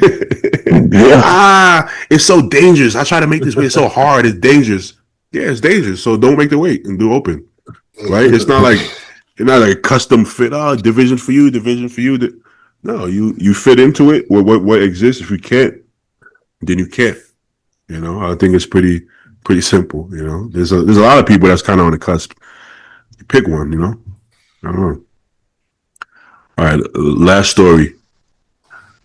How well do you think Sam can do in Classic? Not just this year at the Arnold, but in general. An open body. I think he can get top 6 at best. Like 6. At Arnold, right? Well, who? There's only 10 guys in the Arnold, right? Yeah. It's not guys that we know, but that doesn't mean that. Yeah, I was gonna say I still think he'd do top 6 in the Arnold. I don't know who's competing, but no higher than 6. I like Sam, but you have to keep in mind Arnold is invitational only. We may not know them, but there's a reason why the Arnold accepted them. That's what I'm thinking. These aren't just some Joe Schmoes that showed up to the Arnold. I think Sam, honestly, if he comes 9th out of 10, it's still a win. Like, you're in that show because you won the Arnold Amateur. Like, anything outside of last place is considered a win. Just take the name out of it. If I was a bodybuilder that won my Arnold Amateur and I got invited to the Arnold, anything outside of last place is a win.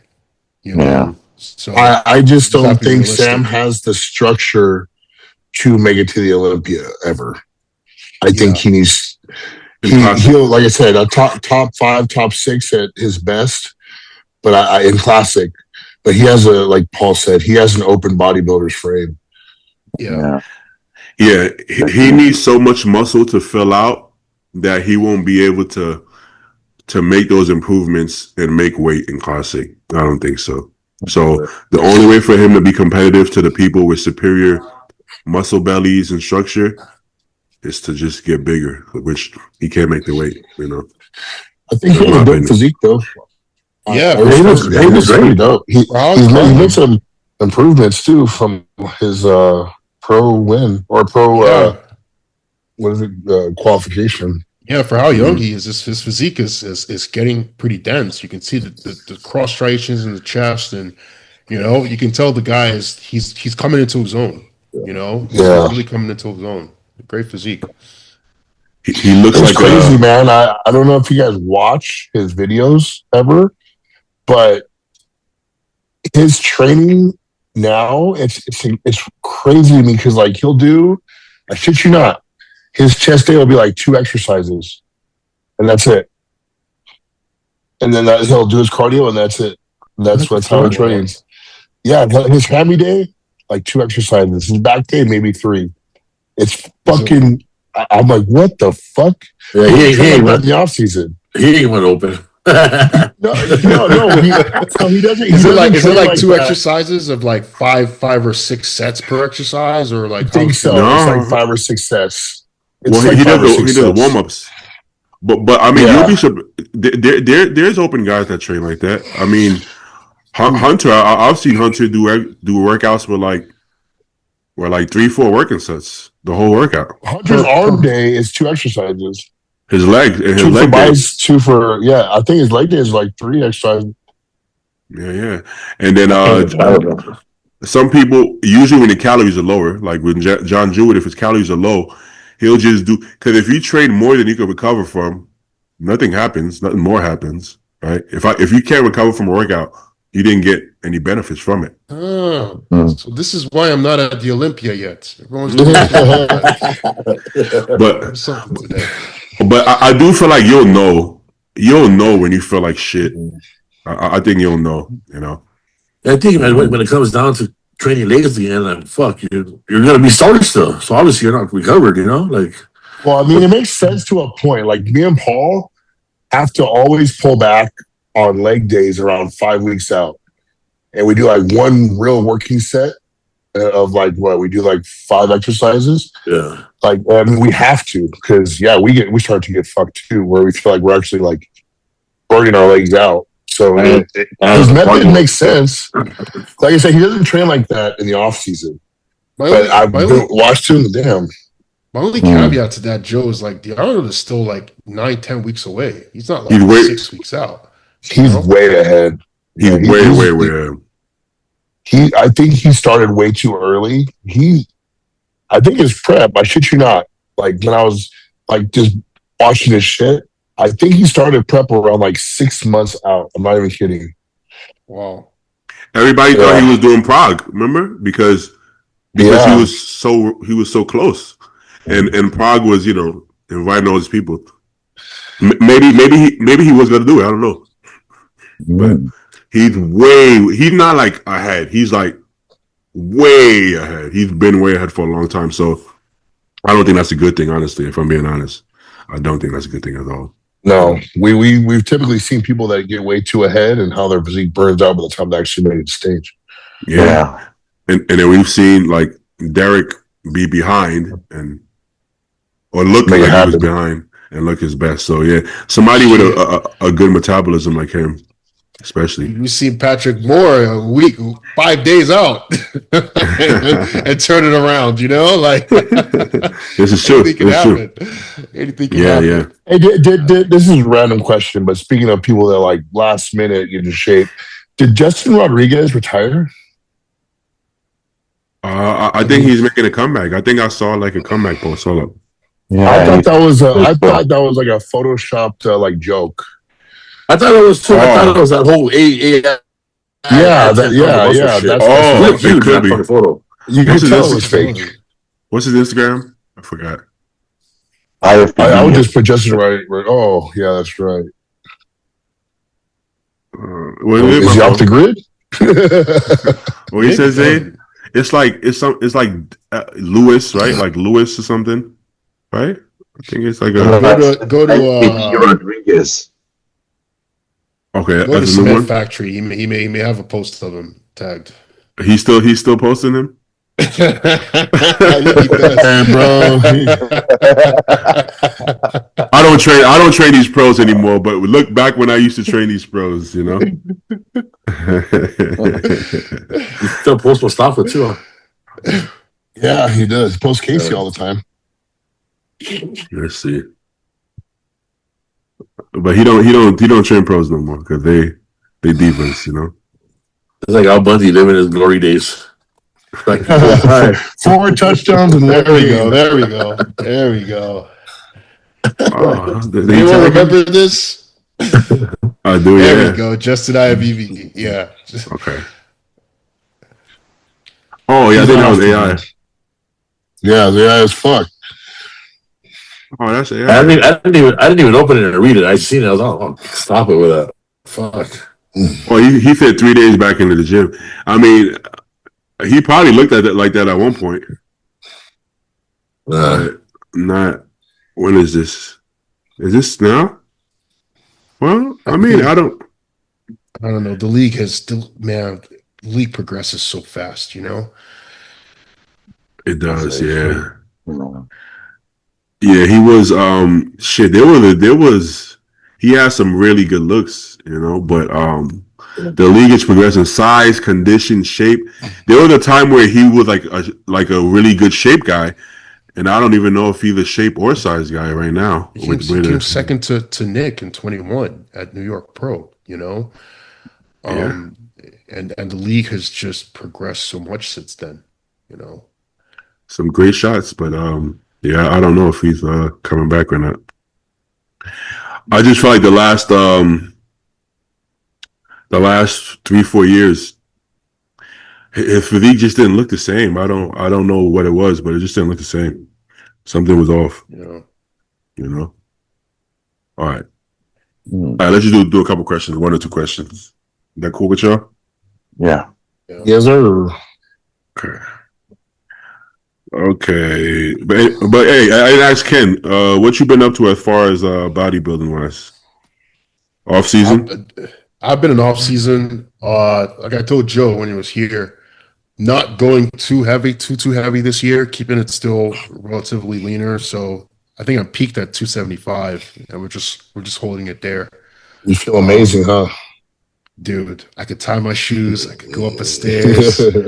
Life is good, man. Life is good, you know. So yeah, my wife's taking my fucking socks off at night. I'm telling you that much. I didn't think I'd have to do this. I was so thrown off. I'm surprised you went back there, Joe. Like, because dude, after last year, I was like, if I have to do this again next year, shit, I don't know. I mean, I may have to be every 4 years or something, you know?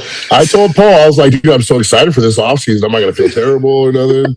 I'm over here just like, fuck, man. All right. Bro, back to bro. So I'm here in Vegas. I've been here for the last 2 weeks. I go home today finally. But we were walking, I don't know if you guys know the landscaping, but like from the Cosmopolitan to the Bellagio, that's a far fucking walk for someone like me. And so my little fucking watch, it fucking started reading my heart rate. And it's like, did you want to record this workout? I'm like, shut the fuck up. Yeah, I'm that fucking fat right now. Fucking A. That little walk. But Right.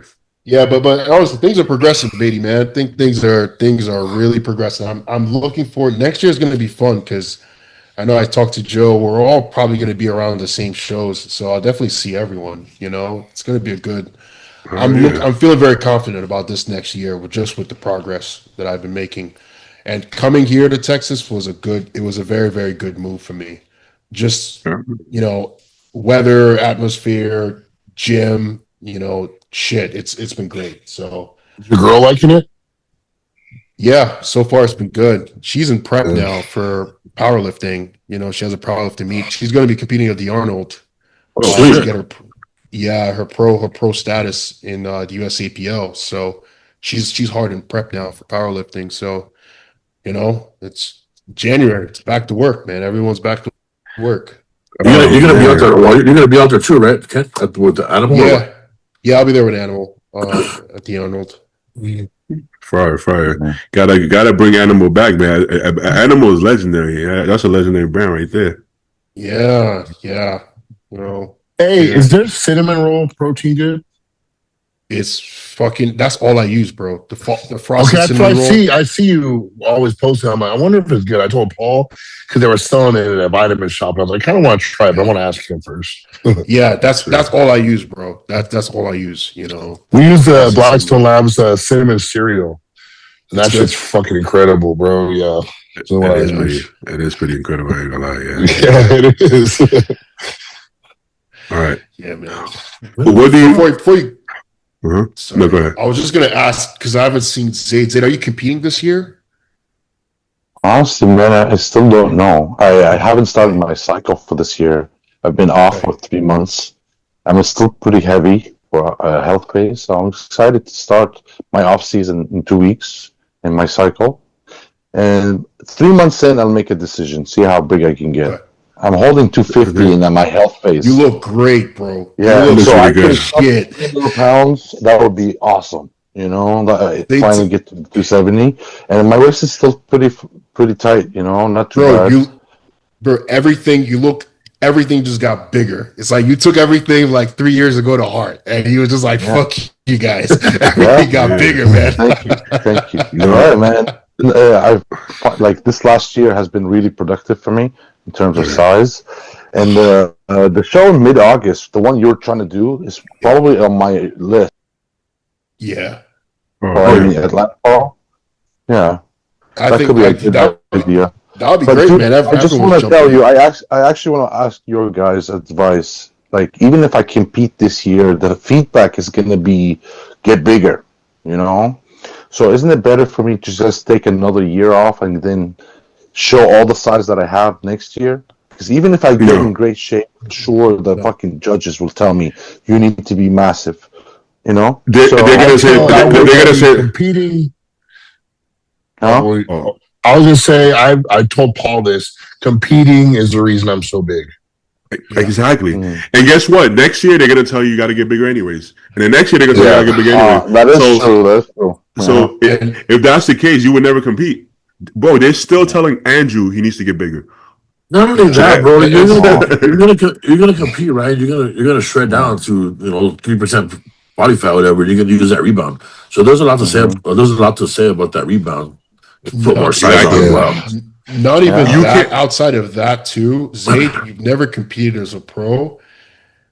Trust me, stepping on a pro stage, then you can actually evaluate what you're up against. Yeah. Like Mike Von Rotz, I was talking to him before Texas Pro, and the same thing happened to me before New York. I was like, fuck, I'm going to be too small. I can't compete with these guys. I was in my head. I'm like, when you get there, you're going to realize they're not that big. They're not as big as you think they are. You can, so like there's some mental hurdles as well that just stepping on that stage with other pros would do wonders for you. And then you can actually calculate and say, okay, this is what I need to do next season to actually win here. Because you may think, oh, I'm not big enough. You step on stage and then the guy who won the show is maybe 10 pounds heavier than you. And you're like, oh, I wasn't that far off as I thought. You know what I mean? That's solid advice right there. Yeah. Ross Flanagan won Cal Pro at like what 222. But it's you only get better at whatever craft by doing the craft. You don't get better at a craft by not doing it. Even if you're practicing, practice is just practice. Until you do it, you're not really doing it, And not only that, mentally too, right? Like you're gonna, obviously you're not gonna win the show. You come in, third, fourth, fifth, or whatever. You're gonna want more for the next show, so you're gonna come back even harder and hit it even harder, and have that motivation to continue pushing yourself further and further. You're always gonna need to get bigger and harder. That's never gonna stop. So you would, if you're gonna wait until you're the biggest person in the world, you're never gonna be on stage. Because you're never going to be the biggest person in the world. So that's why I say they're literally still telling Andrew Jack and Martin Fitzwater they need to get bigger. Yeah. So it's never going to end. In that case, I also want to maybe do the Texas Pro. That's a great show to get some. That'd be sick. Yeah. That'd be sick. Yeah. We'll all be out there for that one. Then we got to fucking do an Airbnb at an Airbnb podcast. Yeah. We're all gonna actually do that shit. Everyone's going to be there. And I think, I know I'll be doing, I plan to do Tampa before that too. So, I think everyone's going to be in Linda Murray, Tampa, Texas. A lot of us are going to be doing those shows. So it'll be fun too. All be in one show. It'll be really nice. It'll be fun. Yeah. All right. What's touching us again in 2 months, Zay? See where you're at. 3 months. 3 months. I like 3 months. Yeah, so by April. By after the Arnold, man, you gotta make a decision.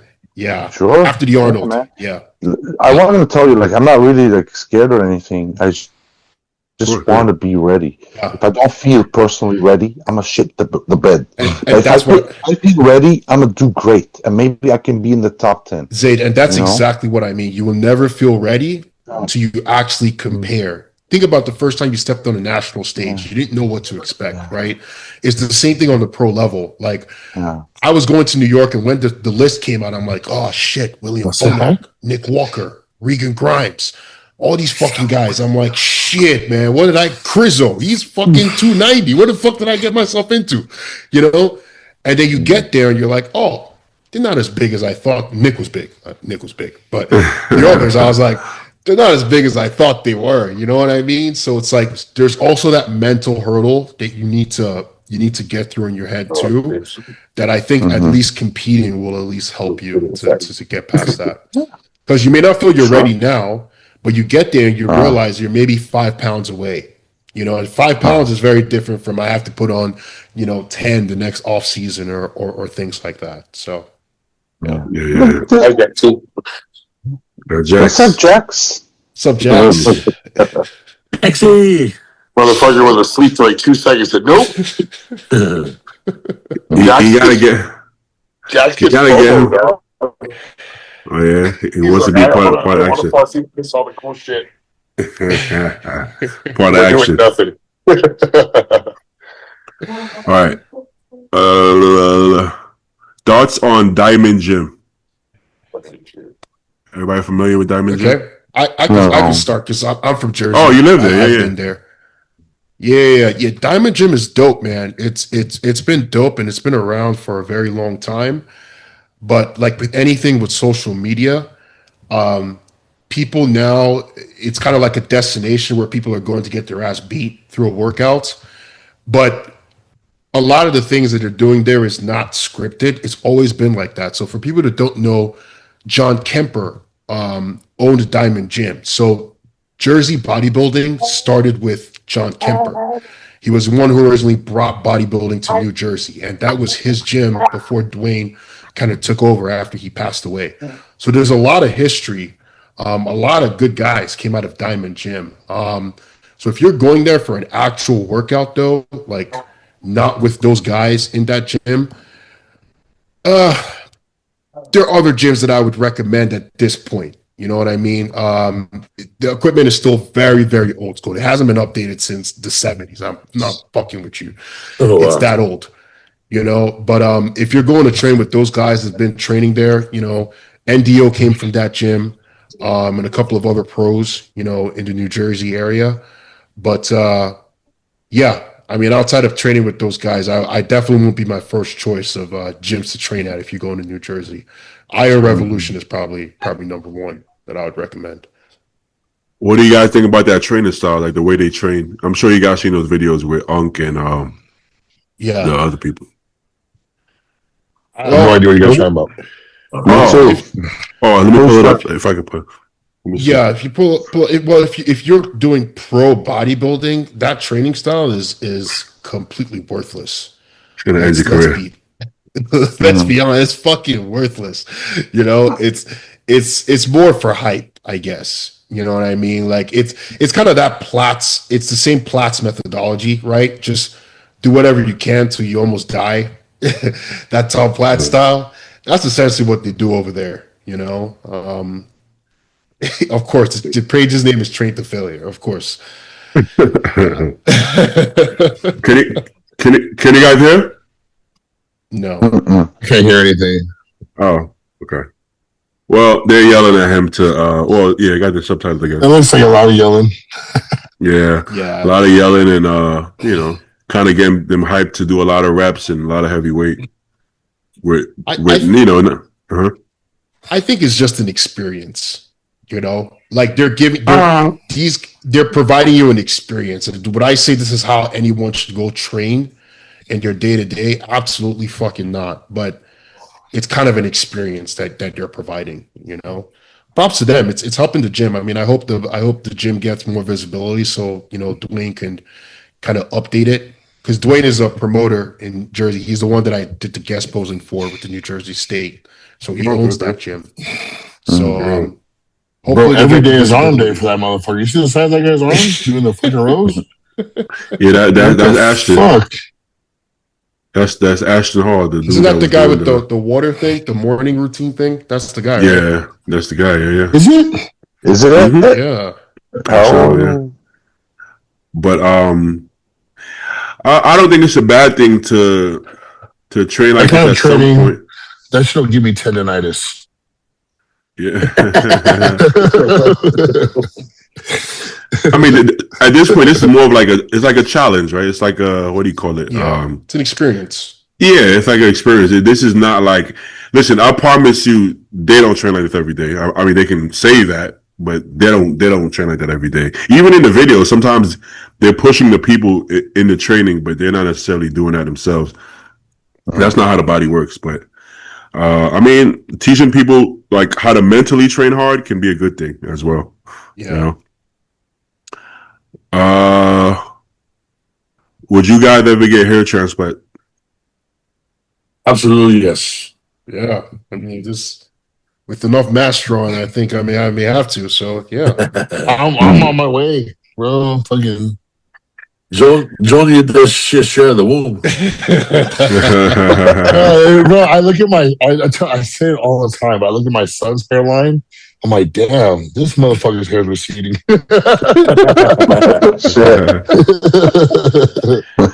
And it's not super expensive anymore. 2 months on Earth, his hair's already receding. Yeah, I was like, damn. You know, well, the way I looked at it, I was like, well, he's a fucking test baby. So it's like, he's been running cycle for a while. Hey, there's actually research behind that your kids are gonna have like higher test levels potentially. Oh, yeah, I guess it's the heavily father driven. Whatever body that the father has, like his genetic makeup, plus like the muscle mass he carries and stuff, his physicalities play a huge role in the babies. Wow. So like kids with more muscular, athletic fathers are already at an advantage when they come out. They're already going to have more athletic traits because of that. This is true. This is true. Okay, let's do what percent of the IFBB uses SEOs? Yeah, I don't fucking know. I mean, you would have to have a lot of intel to know that. Yeah. I mean, Well, just ask Sarah. Or muscle She'll tell you. I mean, it's like what percentage use insulin? What percentage use DNP? So say like, to make it easier, say like, and I don't know, I personally have not ever used it, but say like if you were to estimate, You didn't use that bottle in since the you Olympia. kid? Nah, man. What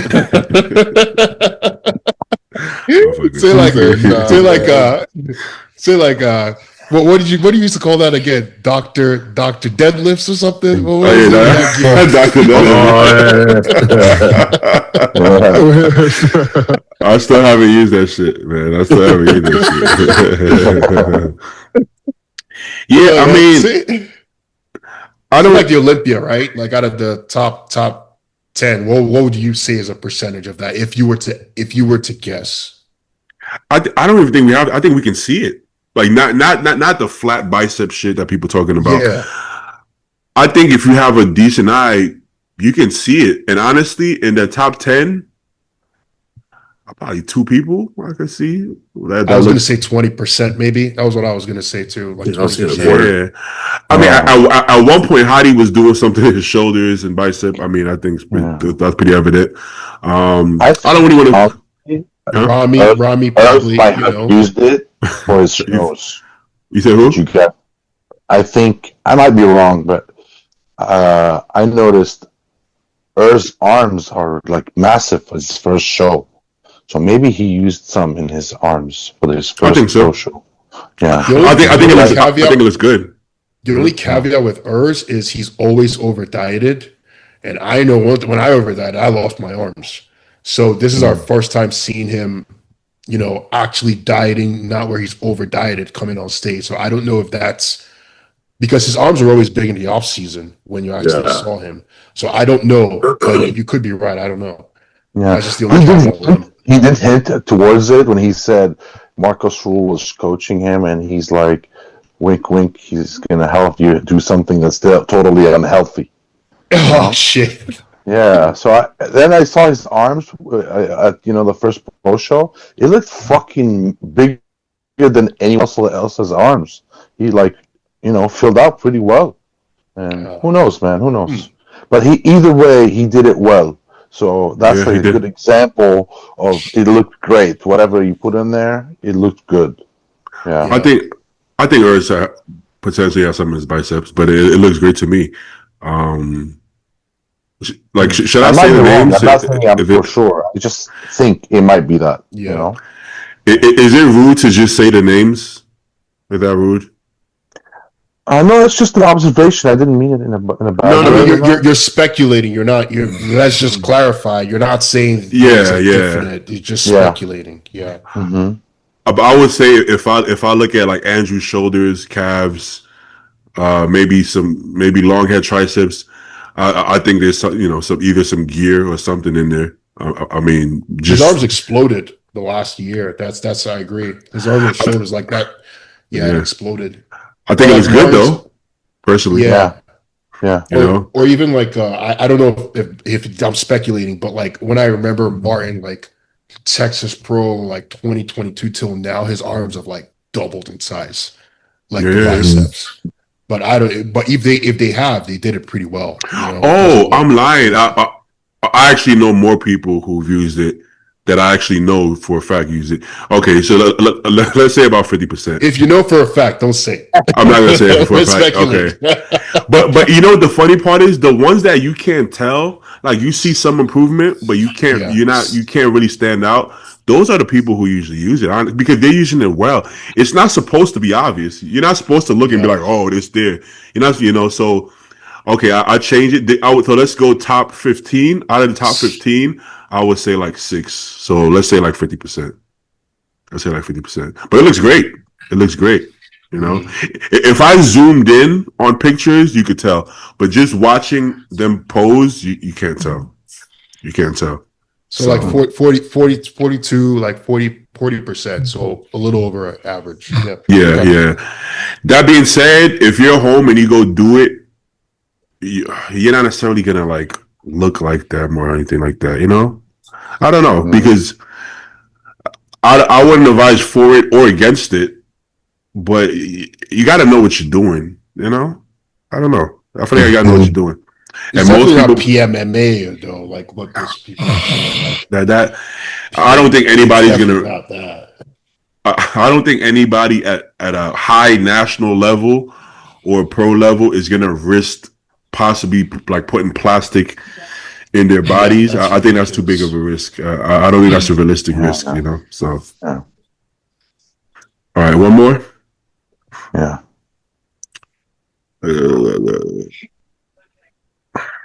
Huh. Bodybuilder you're most excited for in 2026? Colossus kid. I'm kidding. Yeah. Hey, there ain't nothing wrong with that shit, dog. Someone gotta fucking hype you up. I think so. Huh? I think so. Who else? Let me see. I mean, honestly, I'm excited to see how A Train or Anthony does. Oh yeah. That's another one. That's gonna be a good one. Why are they hard to think about these things? I would say for sure Joe and Ken. I'm gonna say all my friends I know coming up, Joe, Ken, the Jordans, you know what I mean, like the Justin Abbott's, like all the new guys. That's what I'm excited to see where they I want to see end up. Hunter. Yeah, Hunter coming back. He's come back too. Hunter, Yeah. Yeah. Is he I wanna competing see this? him back. He said. Yeah, he's This doing year? repeat. Yeah, he's coming back. Yeah. Okay. What about people? Brett Wilkin hasn't really talked about anything he's going to do, huh? No, I haven't heard anything. From what he just started training again. I think he took 3 weeks off because he was moving or some shit and taking care of some business, and he just barely got back in the gym. So I don't know. That's all I heard from him. I guess from people we don't know, we do know most of the young people. Samson, I want to see what Samson is going to do, right? Because That's true. the different kind of year, you know. Honestly, I'm excited to see how Nick handles this show and where he goes from here. No matter what happens, how he moves after whatever the fuck's gonna happen. I want to see. For the past, Rafa's coming back too. Rafa's been out. hmm God damn.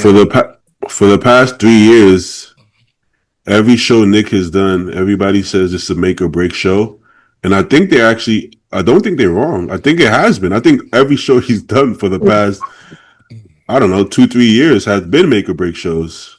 You know, really, if you really think about it, because of the stakes seem to be higher for him because he's missed the Olympia a few times, and but I mean, he's doing well with that amount of pressure. Technically, right? I think he's doing pretty well. I think his perspective has shifted slightly where he can handle it better because I don't think he puts as much pressure on himself maybe as he used to. I mean, it was dope to see how he carried himself after the Olympia. That was pretty awesome to see. He wasn't away from social media. He was right back on. So I think Nick's, no matter what's here to stay. But as far as like show choices and what he wants to do, I just want to see what happens after whatever plays out, you know. We talk about perspective, right? Talk about perspective. This was the best Olympia lineup by far that Nick's ever competed in. This was his worst look ever, and he was 6th place. Yep. So you have to put that in perspective. His worst look to date with the best lineup by far he's been in, and that was 6th place. So yes, this is like it's terrible, like maybe to some extent to him. But if you kind of really weigh it out and not just win like we were talking about, that's not that terrible actually. That's really not actually. So I have a question for you, Beatty. Uh-huh. Would you have left Kyle after the Olympia? Oh, that's a good question. I'll answer on this question. Because of what Kyle did in Pittsburgh and what happened with the Olympia, I would have given Kyle one more shot. It's kind of like the way I looked at it was Justin and me did so good at the Cal and the USAs. And then I got where I got it in the pro league. And not once did I think to myself, fuck, I gotta, like, Justin fucked me good, I didn't think that. I was just like, okay, this happened. And I think it was an experience that we needed to go through together to figure out what's a better recipe for the next one, right? And now say me and Justin would have gone through it again. I love Justin. But say I would have improved a little bit at least, I still would have stayed, But I think it was a little irrational to leave right away without that last chance. I would have at least given Kyle one more chance. Here's the thing. I would agree only based off the placings, but it's never just about the placing. So there's more to the story than just placing. Yeah. Right? That's very true. That's very true. So if we're only going by placings, I would agree. But let's say if you and Justin just weren't seeing eye to eye, like everything, you were just clashing. It was just like, I don't want to do it. Then that's a little bit different because the relationship, the relationship just really isn't there. That's the only reason. So nowadays, when people leave coaches, I think there's a limit. I think if you get a new coach every fucking month, that's wild. But I think a lot of the times we don't see the full picture. But with the picture we're seeing, things don't make sense. But we never see the full picture unless you talk to somebody in private and they're willing to tell you more. You just don't really, You never know unless you're in it, right? It's just, I just like fuck, man, like. I liked Nick's look in Pittsburgh, so it's like I wonder what they clashed on. I'll never know, but it's like that was such a good look to me.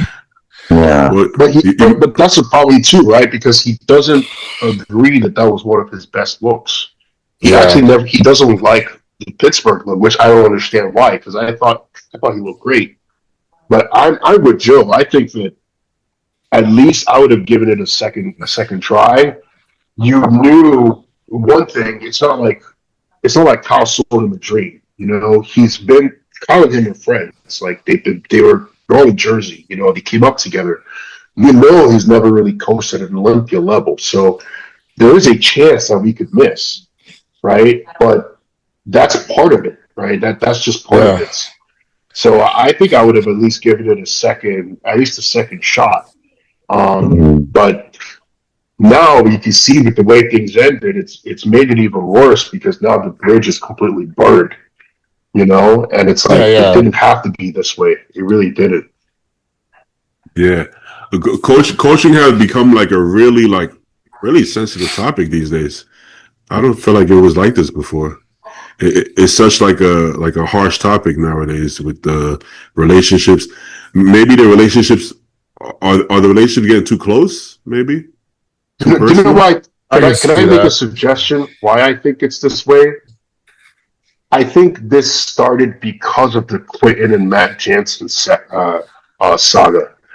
Because if you remember, before Quentin really came out to voice his opinion of what really happened, the consensus was Quentin was a lazy bodybuilder. And he didn't do everything he was supposed to do, which is why he showed up over dieted and the way he looked on stage. Quentin was getting dragged through the mud. I don't know if you guys remember this. He was trying to hold. He was trying to hold it back. You could tell he didn't want to speak on it. He tried his best. He didn't want to speak on it, but it was to a point where he considered retiring. Because prior to this, people believed so much that if an athlete was to bomb on stage, most of the time, 95% is the athlete's fault, which it should be a 50-50. Realistically, your team, And when he came out was when this whole backlash of things started and people kind of started opening up. And then we started finding out, okay, Matt Jansen in the last year has not been this coach that we all thought he was supposed to be, right? And that's how this whole roller coaster started to where we are now, and that's why, like Andrew Barry's podcast, I feel like, and it's a great podcast. I love Barry. I feel like he started that podcast almost to defend coaches in a sense, because now it's kind of rolled the other way around where if an athlete fires a coach, people automatically think it's the coach's fault, which it should be a 50-50 to begin with.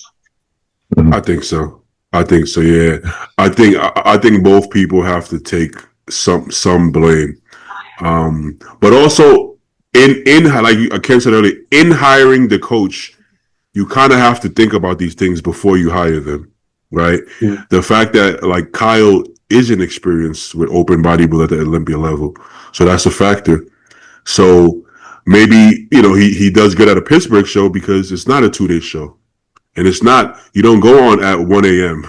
at night, so yeah. that is going to be different. So if he doesn't do the best, well, that's because he doesn't know how to. He hasn't done it before, So it's one of those things that, Mm-hmm. I have another question, Beatty. We're throwing the questions. You're going to piggyback on Joe's. What about the Chris Tuttle and James Hollingshead situation? Would you have left in that scenario? No way. No, absolutely fucking not. To me, I mean, look, I love James, but that was just not fair. Yeah, that wasn't fair. Okay. Let me ask this question. Is it what I'm talking about? I'm not talking about the way you left, but would you have left ultimately based on the look that you presented on stage? He didn't get a chance, bro. He haven't worked together enough for him to learn. We're talking about what, 12 weeks? Was it? I don't even think it was 12 weeks. It wasn't long at all. 4 weeks, dude. Yeah, I think it was like 4 or 5 weeks. Yeah, it was Chris, 5 weeks. And Chris spent his own money to fly out to him to tend to him the whole 9. I don't think that's okay. I just don't think that's okay. But that was more sporadic, because he had worked with a few coaches in a very short amount of time. I think that's more like an emotional thing. I don't think that was a lot of rhyme or reason. He left Tuttle because his other friend who's a coach told him he looked like shit. But it's like that, that's not okay. I agree with everything you guys are saying, and I agree I won't have left Tuttle for that. But where people are kind of missing the point, you guys agree that was a good look for James? Let's be honest. Was that really a good look for? No, it wasn't. But he hasn't really had a good look in a little bit, So like, can you put all that on Tuttle? I don't think that's how it works. Yeah, so No. didn't Turtle come in more as like damage control and like kind of fix what was there, what was left? I mean, That's what I heard. he never had an off season Yeah. with them to figure out his body either. You know, like That's what I heard. Yeah. So- Yeah. The like a coach isn't a magician. Me and Compton talk about this a lot. Like a client will go to Compton, and what they think their potential is, how they can look, is one thing, and what's reality of what they have is another thing. So they're like, if I can't look like this image I have in my head, you failed. But it's like, that may not be in your cards anymore. Maybe there was a time you could look like that, or maybe you can even look like that now. But there has to be a lot of things in place to get to that point. It's not going to just happen because I dieted you down. You can only do so much. So I think this pressure that this coach has to like reinvent your career and bring this best ever package, it's not that simple. It's not that simple. You know, Compton is doing great with Joe. Joe has great genetics and is also like putting in a crazy amount of work, and he has that potential. It's just there.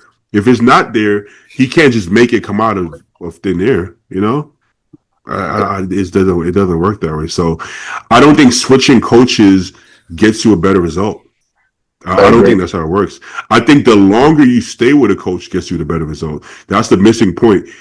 I've had people hit me up about Compton because of Joe. I don't know how I fall into the like, why didn't you hit up Joe at Compton? but either way, because they're seeing this look and not realizing this is a 4 or 5 year thing. Like, it's not like he got with Compton, whoa. But they're gonna expect to get with Compton, and next year they want to look like Joe. And it's like, well, it's not how it works. That was my whole point. Like things went from the needle went from, oh, it's always the athlete's fault, to now, oh, it's always the coach's fault, right? Like, and it's somewhere in the middle is where everything needs to be. Yeah. What are you giving your coach to? If your coach tells you eat fish and you're like, nah, I don't want to eat fish, I'm gonna eat chicken. Coach, like, right? So it's like, at that point, should you be mad at the coach or yourself? Because you do have to listen too. Yes, you can have your own word and preferences, but if you're not gonna listen, you're gonna just do your own thing anyways, then it doesn't even make sense, you know. Shit like that ain't gonna come out either. If they're doing something opposite of what they should be doing, they're never gonna come out and say that. They're gonna blame the coach. It's the coach's fault, you know. You know, a client coach is just another relationship. When you fucking walk away from the first fucking problem that hits, you're never gonna have any quality relationship ever in anything. So it's just like, what's the best thing that makes the relationship always work? Communication and consistency. It's the same across the board. So if you don't treat the coaching relationship the same as you would your fucking girlfriend, essentially, you're just gonna run into the same problem every time. Yeah. Okay. Look at Boss, right? They're looking at Ernst and Martin, but they've been with him for years. But they wanted to jump to Boss and all of a sudden move within a year, and everybody left Boss as if it's his fault. He never claimed he was gonna like change your life. These people are already been with him for years. They're not new, but they wanted to come and all of a sudden leapfrog everybody within a year, and then they all leave him as if, oh, Boss is not a good coach. Furthermore, he never said he was. You assume that because you've seen his clients, and then you want this turnaround because you don't want to wait 4 or 5 years. You don't want to wait 2-3 years. You want it in 3 months. They didn't even give him a chance. Now, I think he took on a little bit too many clients, honestly, but that's not his fault. Well, I guess it is his fault if he didn't have to take all of them. That's why I said 50-50. It's both of y'all faults then, right? Don't go to a coach with 100 clients and then say you're not getting enough attention. But then also the coach, maybe don't take 100 clients. That's something I don't know if people realize on a pro level that happens is when a coach is doing well, all of a sudden a lot of pros start hitting that coach up. Oh, can you coach me this? Like John Jewett, I'm sure, he didn't tell me personally, but I'm sure his phone is getting blown up because of Sean Clarita, right? And it's like, if that coach says, okay, yeah, I'll sign every single one of you, it's the same wheel, you know? Yeah. It's that same cycle that just keeps going on. And you see it all the time. Like there's a coach of the year, and it just happens all the time. So, yeah. To be honest, bro, I would just say just stay where you're at. Stay with Tuttle. Stay with Compton. Stay with I'm sorry, who the coach again? Andrew Vu. But stay with Vu. You know, it's jumping ship doesn't get you there faster. Like you get it, you're just going backwards because now this person has to learn everything again. So you're going nowhere fast. You know, that's not how it goes. The flavor of the month. That's not how coaching works. You know, Chris Aceto has one bad year, and then everybody is like forgets about Chris Aceto, right? And then boom, just like that, now everybody's back. You know, they were telling Ramon leave him. You know, Andrew, oh leave him. Well, they ain't telling them to leave him now, right? So smart, good on them for not leaving him because that's not how it works. Just relax, take it easy. You know. All right. I think that's what you think. I think that's good. I think that was a good enough episode. Yeah. There we go. Yeah, we can leave it. We can leave it at that. We got the full crew. The flow of the old school crew always turns into a fucking 2.5, 3 hour motherfucking episode. Yeah, that's why. That's why I usually don't even get questions or like or have a topic because it's pointless. I don't even see a point for that. You know, when you have to go to those scripted questions. You know, I don't like that because I feel like it throws off the flow, if anything, right? So I'd rather just catch up and see how everybody's doing more than anything. You know, that's the best way to go about it. But thank y'all guys for making time to come on, man. It's not easy to make time these days. We grown men now, so we all got a lot of shit to do. You know, I got to go back to school, become an engineer. This fucking guy. I was when Ken popped up on the podcast. I didn't say it earlier, but I was like, man, I for sure have 2 black friends. That's pretty good. Yeah. You're doing pretty good, man. We got 2. I'm doing all right over here. There we go. Hey, anybody that wants to get into bodybuilding, man, go get your education, man. Get an education. You don't want to have to do OnlyFans. You don't want to have to do anything weird. You don't want to be a hustler for the rest of your life, man. Hustling ain't fun, bro. You know, don't be a hustler. I'm dead serious. I can't help but to laugh, but I'm dead serious, man. Don't do what I do.